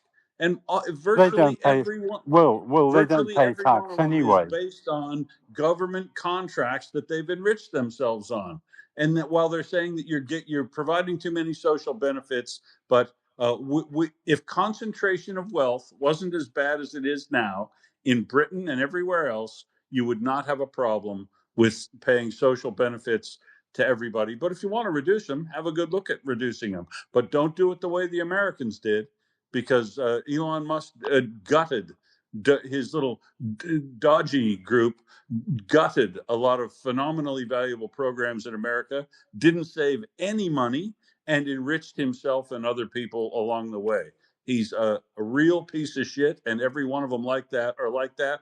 And if I wish Andy Burnham all the best luck in the world, and I hope he is. I hope he is a lefty, and I hope he takes on, because you don't have to be a pussy to be a lefty, and you don't have. You can believe in a military and not and be a lefty if you can believe in high social benefits and a good quality of life for everybody, not just the rich. And be a lefty, but be a responsible, efficient administrator of the public purse. And I don't know how he's done in Manchester, but Manchester and that area appears to be a pretty good success story. So maybe he's cracked it, Peter. Well, we'll have to wait and see. But I just have my doubts. I really. I mean, I was actually a great supporter of Sunak because I've said Wow, them. I wasn't. See, I Richie Rich, Richie Yeah, Rich but in his place. he had a good financial brain. He was kind of middle of the road on his politics, and nobody wanted him, and that was the problem. Richest couple in Britain. Yeah, but then you're also talking about the billionaires, aren't you? By rich, I wasn't talking about billionaires. Yeah, I'm talking about the billionaires. I'm talking about Richie Yeah, Sunak they and his don't wife. pay tax anyway, do they? They find They ways would if I was in around it. charge. I can guarantee you that. Right. Yeah, but just going back to what we were talking about, I mean, I read yesterday they've already developed a wingman drone which is going to protect fighter aircraft. Yeah, so is Russia. And it's, it's all evolving. I mean, I could see that helicopters would be drone type. I mean, we talk about drones, we all think of these little quadcopters with four little propellers and buzz around the sky, and which are DJI sort of Not thing. me. I think about flamingos. Yeah, well, that's what people should. We're talking about unmanned flying vehicles, aren't we? And I could see helicopters being replaced by drones. I could see tanks being replaced by drones. I mean, these are going to be big things, not little things which can. They come to a river and they can just drive straight into the river along the seabed and out the other side. Stuff like this. And of course, there will be a place for the Navy because one of the biggest things is transporting fighter aircraft to different parts of the world and things like that. But I think drones are going to take a bigger part because, like that old advert for beer, drones can go to the parts that other beers cannot reach, sort of thing. Well, and it is, as I said, extending the idea. Never send a man where you can send a hand grenade. There will be drones to help people out in the air. There'll be drones to help people out in the sea. There'll be drones to help people out on land, and they'll go places and extend their capabilities to things like a jet-powered drone that flies alongside your jet and provides 2 targets instead of 1, and can move out ahead and draw fire for all that sort of stuff. There's a lot of development to be done here, but as I say, drones serve that role to send a weapon where a human doesn't need to go and get killed, and oftentimes do that cheaper than sending a manned craft in that area. So yeah, I think they'll continue, but they'll augment, not change, not fundamentally change, and land, air, and sea war fundamentally, because you'd be, well, I pity the army that totally gets out of tanks and armored fighting vehicles, because drones are going to do 100% of it. I pity those folks. It's really automatic, so isn't it, Will? I mean, if you even look at modern fighter aircraft, without automatics, they're unflyable. If you took all the automatics out, some of these fighter aircraft, the pilot would not be able to control them because and same thing with commercials. Well, I think the 747 was the last fly-by-wire commercial aircraft. Yeah, so it's really, we're talking about automatics and relieving the pilot of a lot of the functions he used to have, and making designs which on paper shouldn't fly, but because of the automatics and etc., they can. They're just aerodynamically unstable. Bumblebees. Sorry? Like bumblebees. Bumblebees shouldn't be able to fly, but they can. No, yeah, that's a good point. That's a good... Actually, talking about drones again, I saw, and this is the most cutest thing you've ever seen, it was a drone the size of a dragonfly with actually a camera in it. And another one which was again the size of a little mosquito type of thing, which could actually attack somebody and hit them in but the it only head, had a blow their 4.5 brains minute out. battery life. Right? Only had a 4.5 minute battery life. Probably. Anyway, I'll carry on listening. Thanks. Thanks, Peter. Bizarre Sally, go ahead. Hello, Will and Ioana. Yeah, Peter, this country is a great country. We're a great problem solver. We look after our people. And I think Will is right about taxing the rich. But I think one of the problems that we've got in Britain is gloomers like you. And I think we should stand up, have a stiff upper lip, and carry on how we've always carried on. We've done a lot of amazing work for Ukraine. I'm very proud of my country. And I just don't like hearing doom and gloomers about this country. I liked Keir Starmer. I thought he was doing a nice, steady job. But let's give Burnham a chance. But I just feel as though the main problem we've got is the doom and gloomers. And yes, you're right about Brexit. We did shoot ourselves in the foot there. But we will sort it out. But we can't keep going on and on and on. We've got to move forward. Sorry, Peter, but you do come over very doomy. But Bizarre Sally, explain to me this. Why would anybody knowing, I mean, it seems to be common knowledge in Britain that Brexit was a bad idea. It was sold to Britain on false pretenses. There were obviously bad actors involved in Cambridge Analytica and other places. And the people who were for it were oftentimes, or are still now, influenced by Russia. Why would why would Reform, who is absolutely full of Brexiteers, including Nigel himself, why would anybody want to bring them back? How are they gaining any popularity? Sally. I think it was just such a good campaign. I mean, I must admit, I'm ashamed of it, but I voted for Brexit because I'm a real true Brit, and I thought, oh yeah, we're going to regain it and everything like that. And I regretted it almost immediately. I regretted doing that. And I think, yes, now I didn't know Russia was really involved there, but I'm a little bit more informed now, and I see it so clearly. But Keir Starmer was slowly, without causing too much trouble, he was slowly getting us back on board. And I mean, I think the Europeans want us back. We want to be back, but they're still the bad actors. But we've got to keep strong, and we've got to keep going. And I think Burnham may come out all right. Obviously, he wants to move everything up north, and so let him try that. Let him try and see if. But I mean, London is the capital of industry and commerce and everything. So it'll be a job to move to move it to the centre of power up north. But I think we are swaying back. We want to be back in Europe, and we just got to keep on plodding along until we get. It's not going to happen overnight, obviously. I don't know whether that's any good, Will. Thanks, Shelley.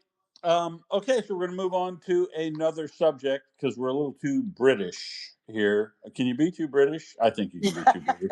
As an Australian, I'm going to go ahead and say you can be too British, and so we're going to move on to other stuff.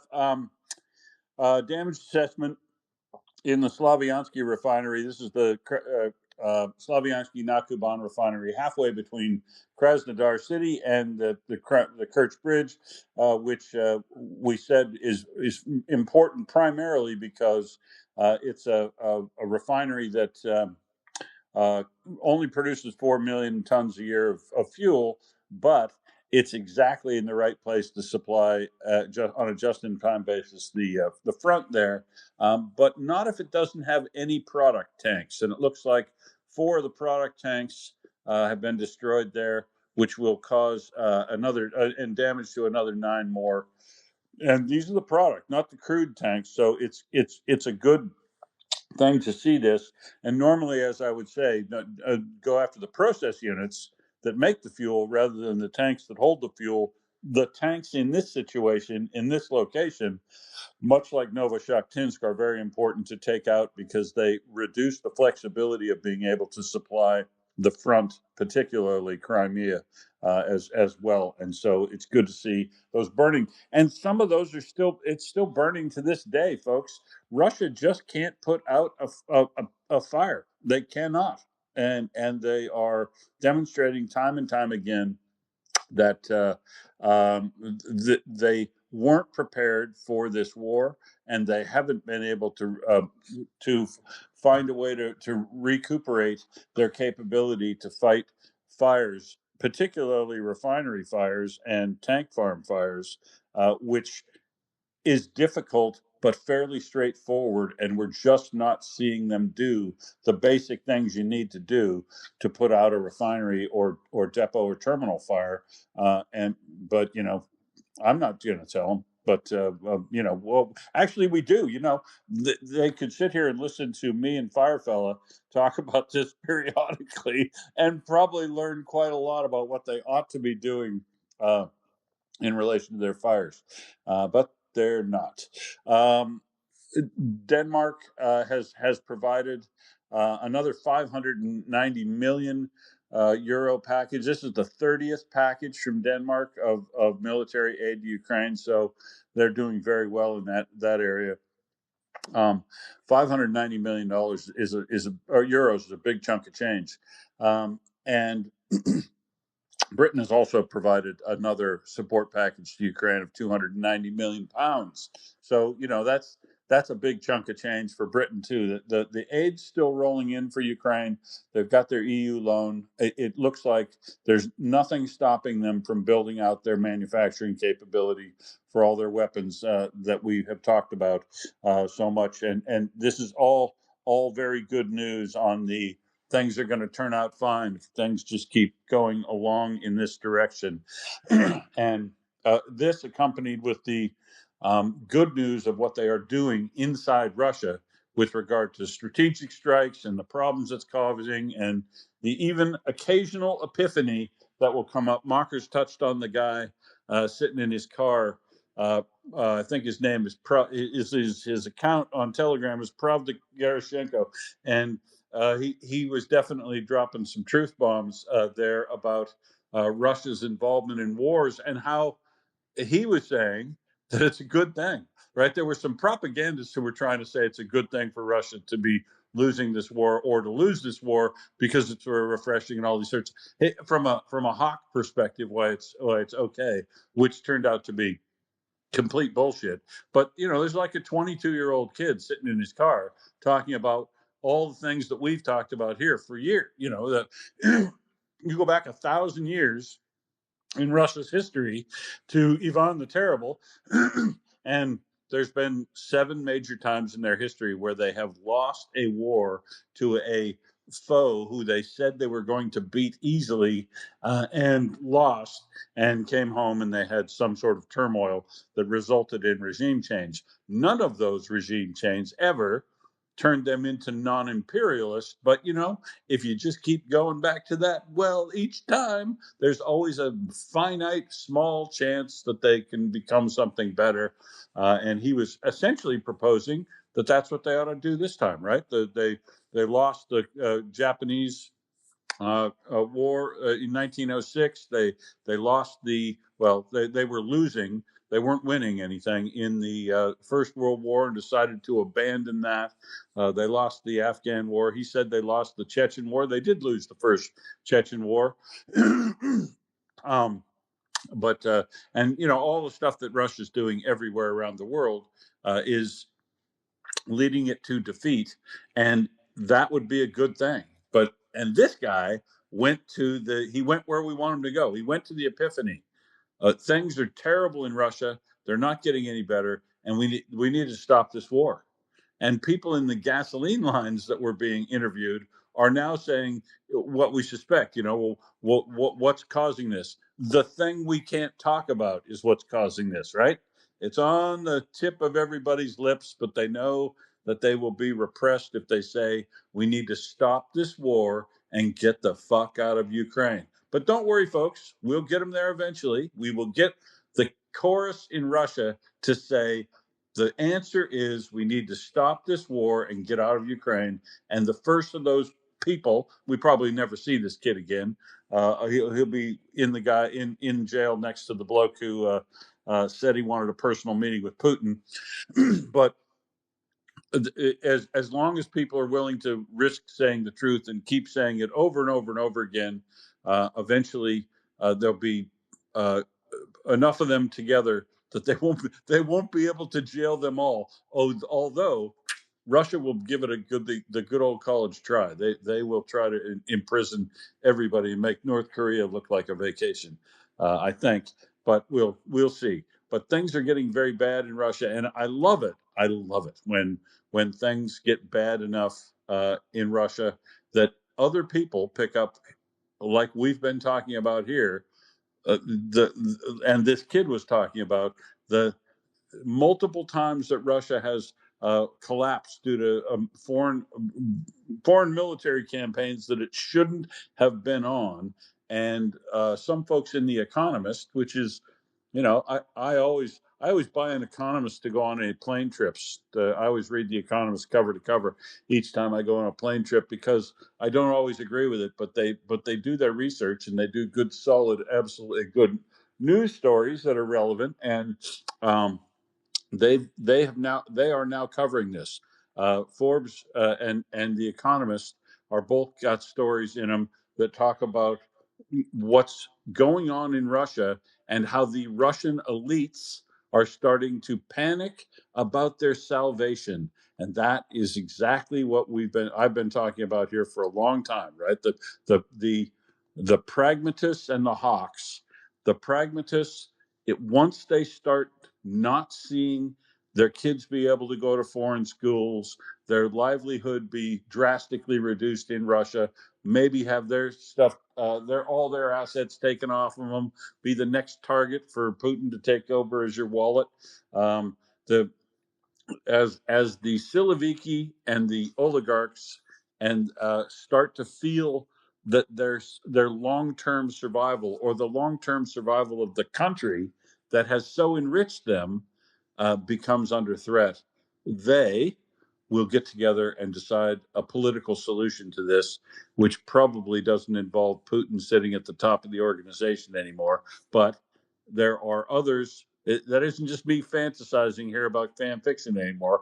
Both Forbes and The Economist have both noted the historical precedent and suggested that the factors that are coming together now in relation to mobilization, fuel shortages, overall economy being terrible, the war going the wrong way militarily, and diplomatically Russia being even though it's back and forth and there's some weakness shown, Russia is being lined up against by Ukraine's real allies in a way that's going to make a difference, and they're starting to see the writing on the wall, and maybe ready to have that epiphany and join in with the chorus along the lines of, "We need to stop this war and get the fuck out of Ukraine."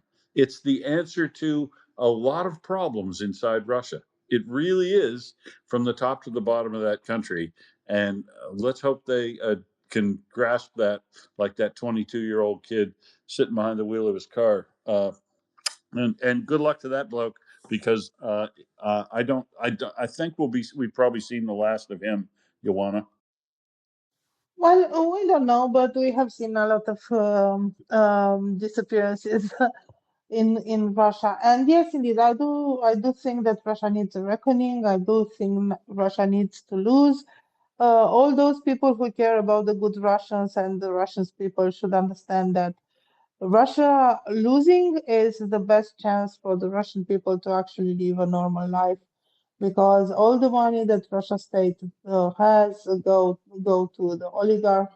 They are not caring about the infrastructure. They are not caring about the life of ordinary people. There is this repression. There is the thought control. I mean, not thought, but speech and everything. So if we care for the Russian people, if we want the Russian people to live a normal life, Russia has to lose, and it's on the way. It's really on the way of losing, because I think it's obvious, and I think I've seen that cover of The Economist with the title "The End" and the picture of Putin. Yeah, I think it's a good cover. Am I mistaken? It was The Economist, isn't it? It was one of those, yeah, one of the magazines that covered that was The Economist. So those are Yeah, serious journalists. That's not some nobody from Australia shouting down into a Twitter space.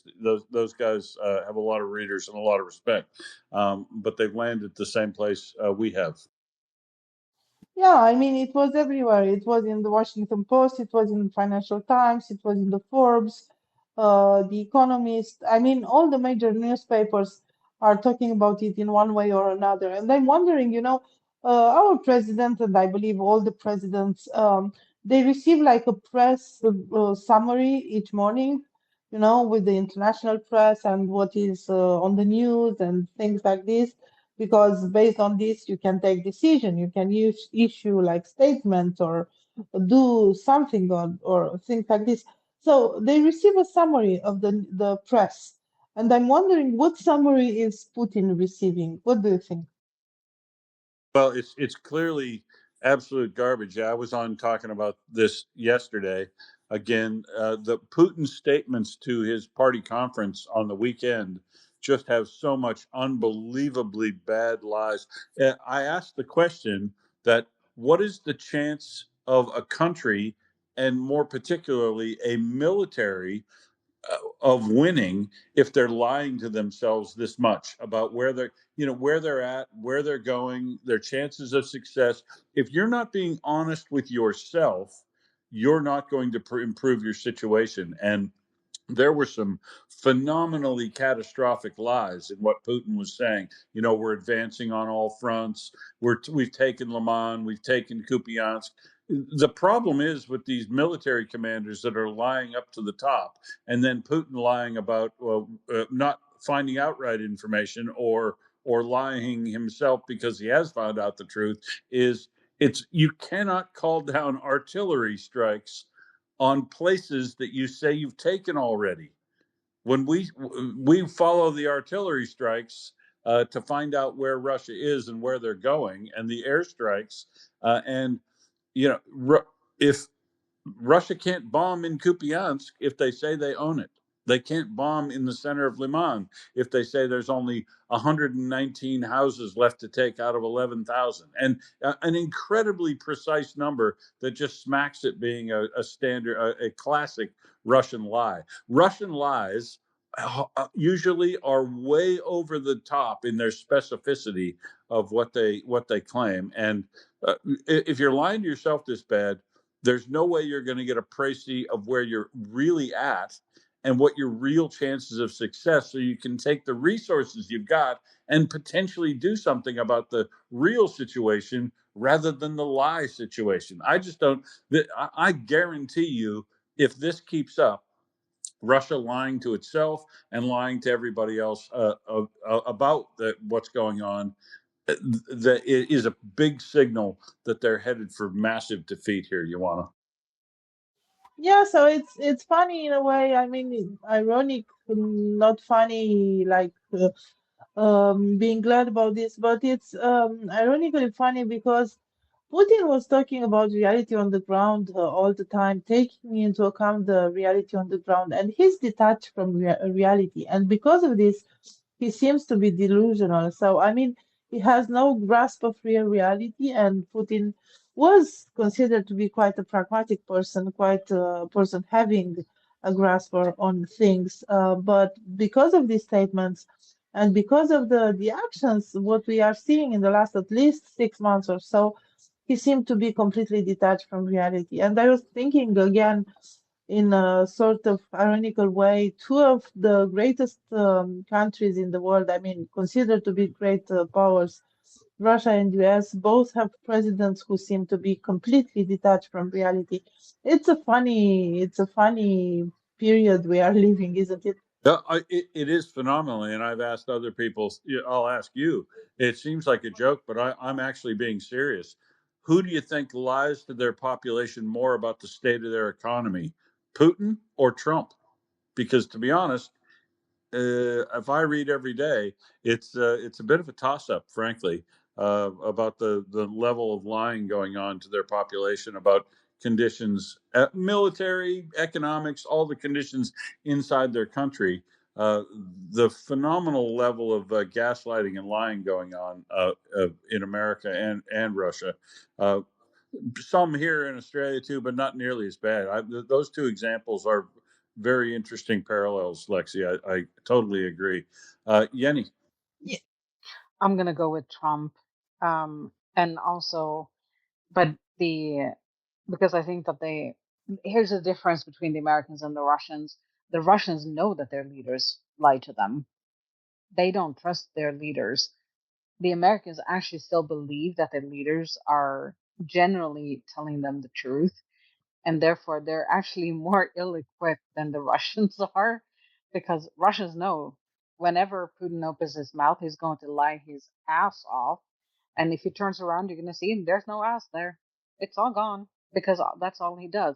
And the Russians know that Putin is lying, and Putin knows that they know that he like it's like a whole thing. They know that everybody lies, and It's the Russian way, right? Your yes, government's lying. I know they're lying. They know I know they're lying, and we all are great, but they're going to lie anyway because that's what they do.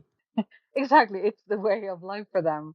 And the Americans are not as well equipped to deal with the politicians are lying their ass off. They think that they're fudging on the election campaigns and the promises that they make during the campaigns. But once they're in office, oh my goodness, they would never lie to us, would they? And I think that is the difference. So I'm gonna go with Trump. He's the bigger liar, and it's because especially the MAGA crowd, they're eating the slop that comes out of his mouth, and they're like, "Oh yes, he would never lie to us, never." Oh my gosh, the wake up for those poor people. I'm gonna have a big bowl of popcorn. Anyways, thank you, and fuck Russia and fuck Trump too. I have fucks to give out. Indeed. So I will go with Jenny on this. So there is a difference. First of all, as Jenny said, the Russians know that the state is lying. So this is an established fact. It's lying all the time. It's historically lying, so they don't expect really the truth being spoken. The second thing is Russians generally do not care about economy. This is a weird statement from my part, but they do not care in the way we care about economy. As long as they have a salary, as long as they have food and maybe a holiday and the basic things, they are okay. In Russia, it's not like in America. People are not investing. They do not buy bonds. They do not play on stock market. There is quite low private initiative. I mean, there are private companies, but not in the way it happens in the West. They are used to a black economy. So basically, they base themselves on the reality on the ground. Coming back to this, not on what is spoken about economy. Going in the other way, in the US, I don't think people are used being lied, and also I think they care about economy in a different way. And I read a few days ago, maybe weeks, an analysis of Trump's statements. Basically, they said 3% of the statements are true. The rest of it is lies. So this means that in 33 statements, one is true. The other are lies. And the one that is true is probably about the curtains or the marble in the, planned ballroom or something like this, something of no significance. So when you hear Trump, just think about it. 1 in 33 statements is true. The rest are lies. Thanks, Ioana. Now I see Finn. I see Nale's joined us, our favorite Finn. And Finn, I want to know, with whatever you want to ask, I also want to know: are you quivering in your boots because the Russians have threatened to invade you again? Because you're pesky and over there, and they outnumber you so greatly. I love the Finnish poem that came out yesterday. That our country's so small. Will we have room to bury them all if they show up? How are you, Nale? Yeah, hello. I'm doing all right. Do you want some small but good news from my country? You bet. All right. So there was a guy that exported trucks to Russia against the EU sanctions, and he got caught, and today he got sentenced to 3 years and 2 months in prison. So that's good, of course. But Nice. how come we can't stop like importing stuff from Russia? I think that's a bigger problem than one guy that was exporting trucks. It's weird. Money talks, I guess. Yeah, it sure does, and people are greedy and willing to cheat. It makes. I think it's a lot easier to enforce sanctions if you're not trying to enforce sanctions. If you're enforcing an embargo, I would be in favor of, because I know this isn't a silly state. We can there is nothing Russia uses or makes that can't be stopped without the world getting by without them. Embargo Russia and until they change their behavior. And don't just sanction them, because it's much easier to enforce. Nothing is allowed to go in or out of Russia. No performers, no trade, no medicine, no food, no fuel, no weapons, no nothing. Don't do anything. Don't. Their sports teams, they can stay there. We don't want to see your ballet. We don't want to do any cultural exchange with you. Nothing. Do nothing with Russia, and until they stop the war, get out of Ukraine, turn over the war criminals that have been involved in everything they've done, return all the children, and agree to stop being an imperialistic pack of assholes. Finn, Nale? Yeah, I agree totally. And yeah, that was all I had for. No, it wasn't all. Tell me this. Here's how I know that can be true, right? There was a fair bit of cross-border trade, especially in summertime, I think, between Finland and Russia before this war began, that, had the Finns that lived up there along the border had to make some serious economic adjustments when they were no longer getting Russian trade across the border. Have those areas gone totally economically destitute and depopulated, or have they found a way to get by without trading with the Russians? They're not totally destitute, but it's definitely worse, I think, for them. But I think that they have managed to survive in different ways for centuries in those areas anyway, so they will adapt. I mean, they're Finnish after all, so suck it up and move along. Yeah. But I wanted to say one more thing, and that is that along our eastern border against Russia, of course, we are re-swamping marshlands that were dried out previously. So welcome to the murder aqua park again. Welcome to the aqua park. Flood the swamps and grow bigger mosquitoes. So you can tell. I think the timing of this is interesting. I think it's exactly timed correctly, along with the communication that has to keep happening into Russia to stop the war and get out of Ukraine, and all the messages about to Crimea that are being put out. Vote with your feet, get out now. It's good, timely arrival of the I Want to Live projects releasing a new short video instructing Russians. It starts out very patently. There's no reason for you to go to Ukraine and die. That's the plain early statement. Love it. So you won't understand any of the Russian in this, but you don't need to, because it's a well done animation, and it goes through. It tells the Russians who to contact and what's going to happen, and the things that they need to do to surrender to a drone, which is smart move, and how to be careful when you're not, so you don't get killed when you surrender to a drone, or after you surrender to a drone, because the Russians will be coming to kill you if you try to surrender to the drones. So it's good.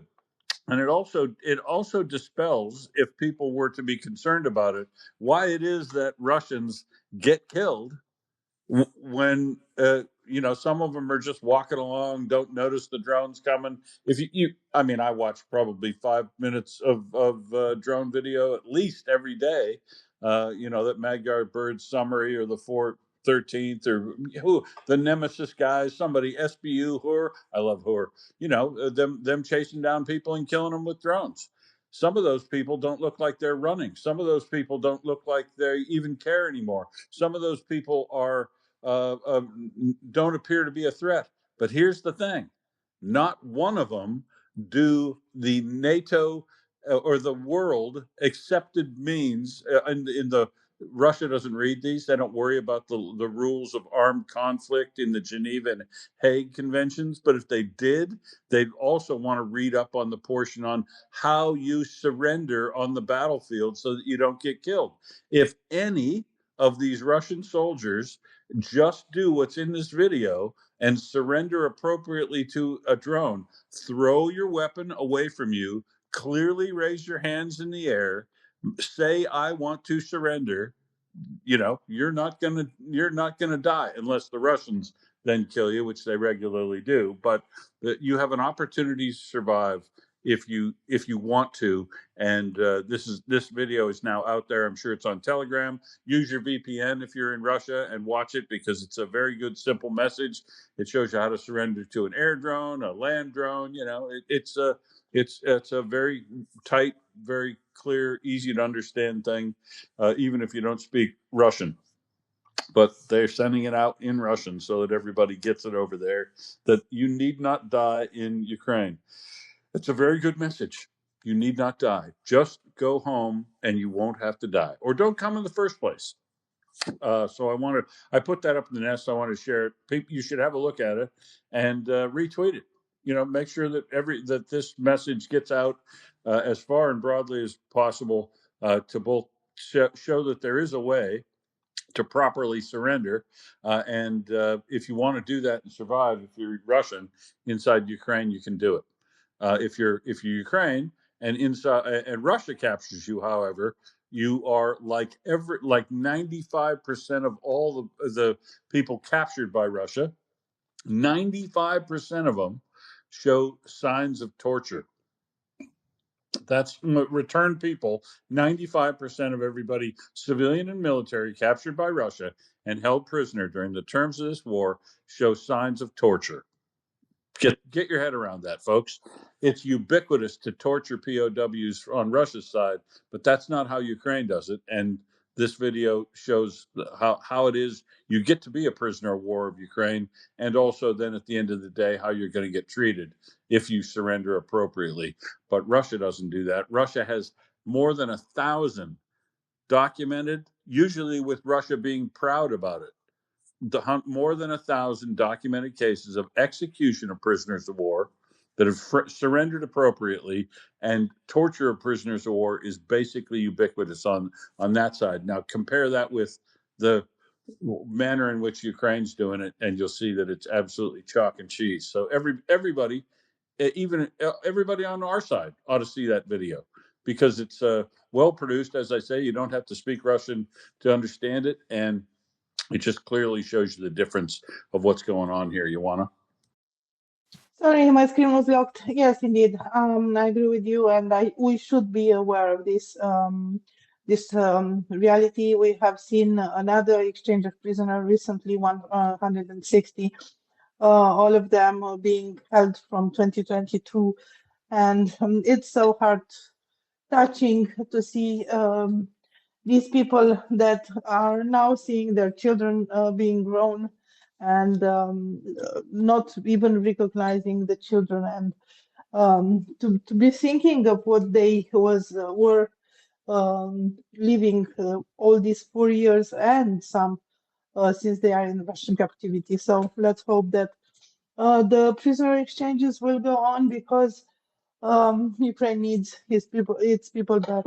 And indeed, we know what is happening to them in Russia. You mentioned, I know this seems a little bit disconnected, but you mentioned, Russians being welcomed in sports and arts. And I wanted to mention that the European Rhythmic Gymnastics Championship was supposed to, is happening in Cluj in Romania, and the Russian team was supposed to participate. And the mayor of Cluj, which is actually a very nice person, has forbidden the Russian flag, so that the Russians actually decided not to participate. So I think this is a good Did they? example. If we can't show our flag, we'll go home. That is how easy it is. Yeah, and I think it's a good example, even if the federation allows it, even if the state allows it, a mayor can decide about what is happening in the city, and he decided not to allow the Russian flag be displayed. So yeah, I think it's a good example. I agree. It's a great example.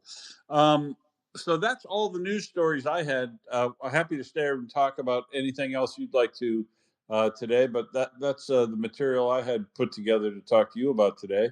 What else? Where else would you like to go before we close up? Ioana? No, I'm good. As I said, I don't have many news. I did read the Commerçant, and I'm seeing that they want to implement in Russia, how do they call it?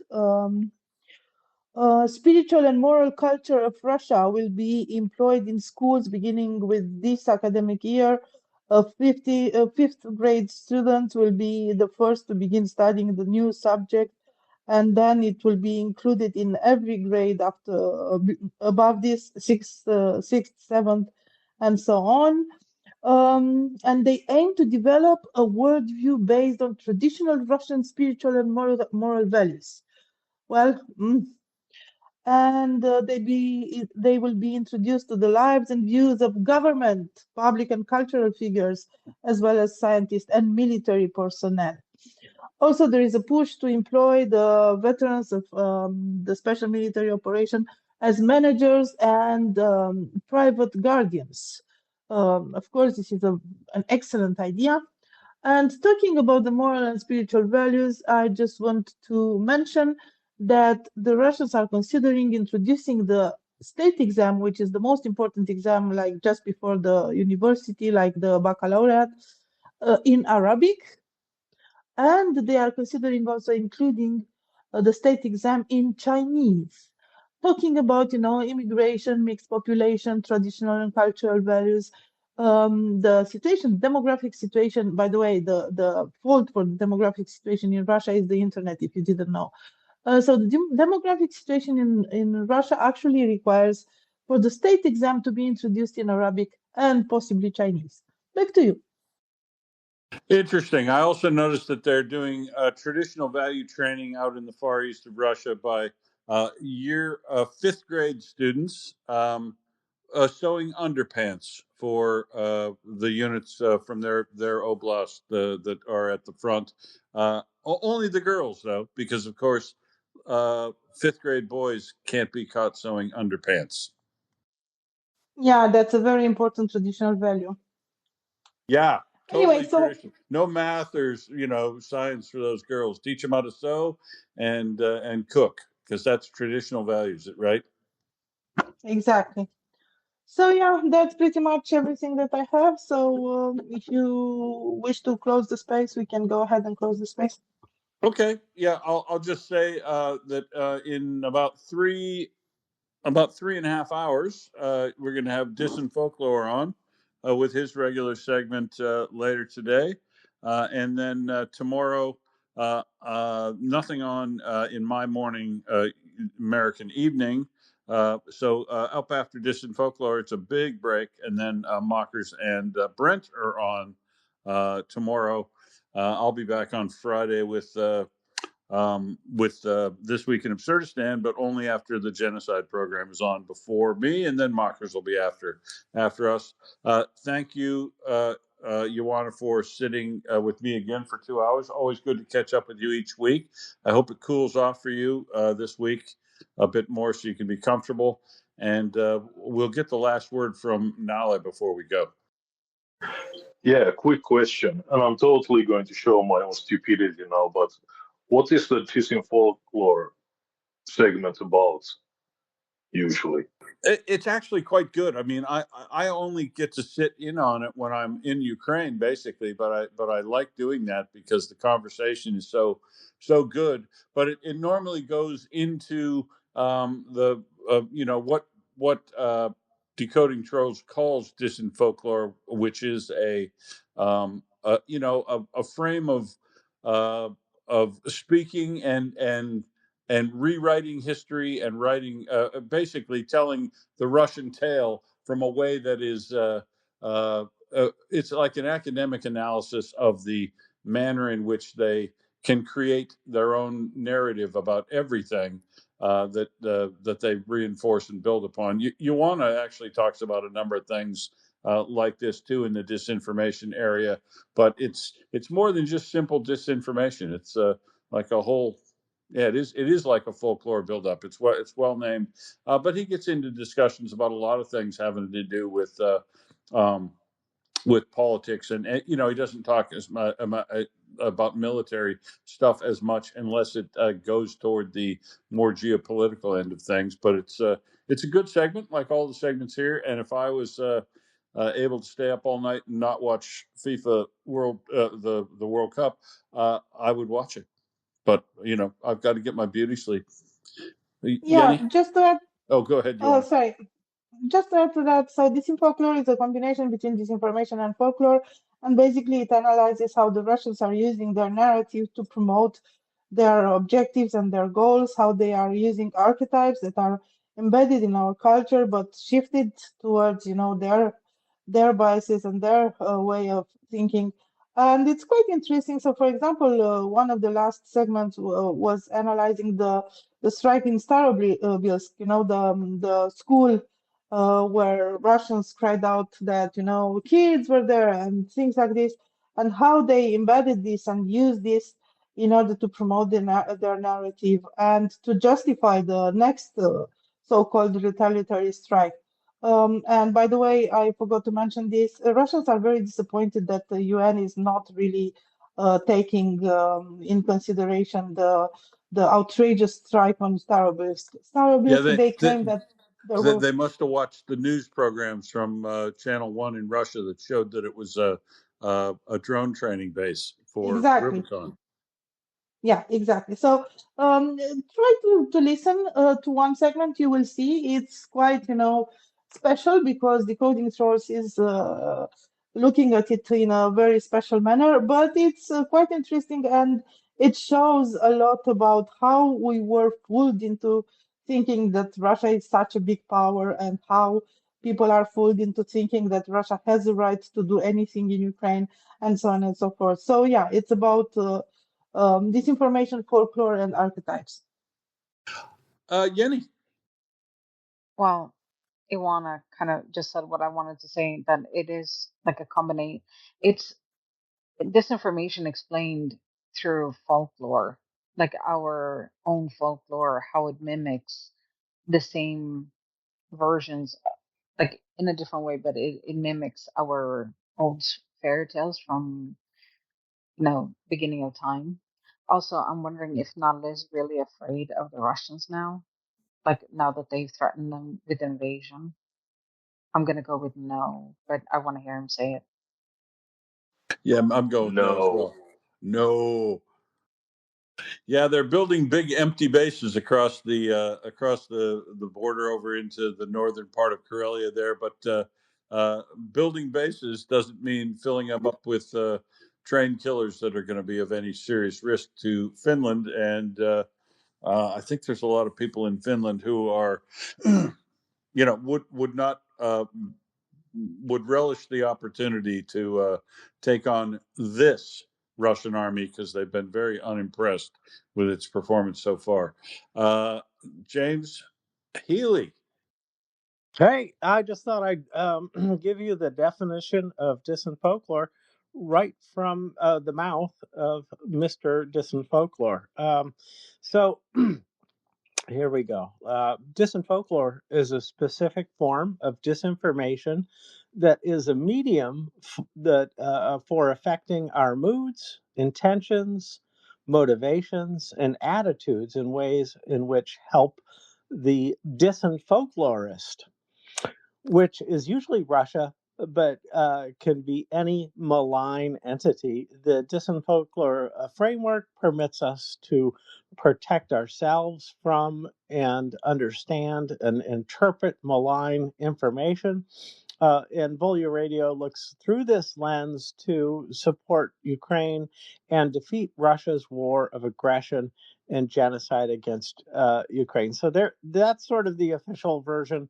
And the other kind of definitions that were given out are also right. And so he especially is interested, I would say, in making understanding how Russia develops these themes and how they use them. And so he's come up with a whole framework that is way too long to describe in a single setting, but that what I just said is the essence of it.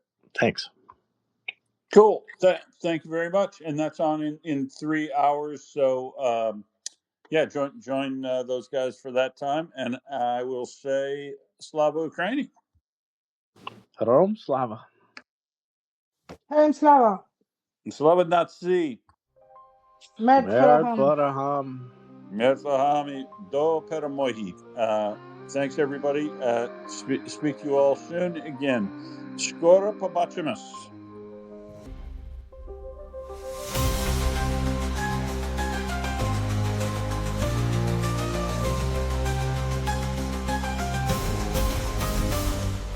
Join us for the radio. We look forward to seeing you again.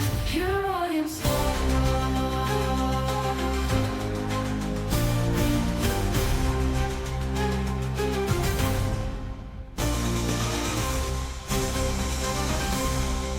Your audience.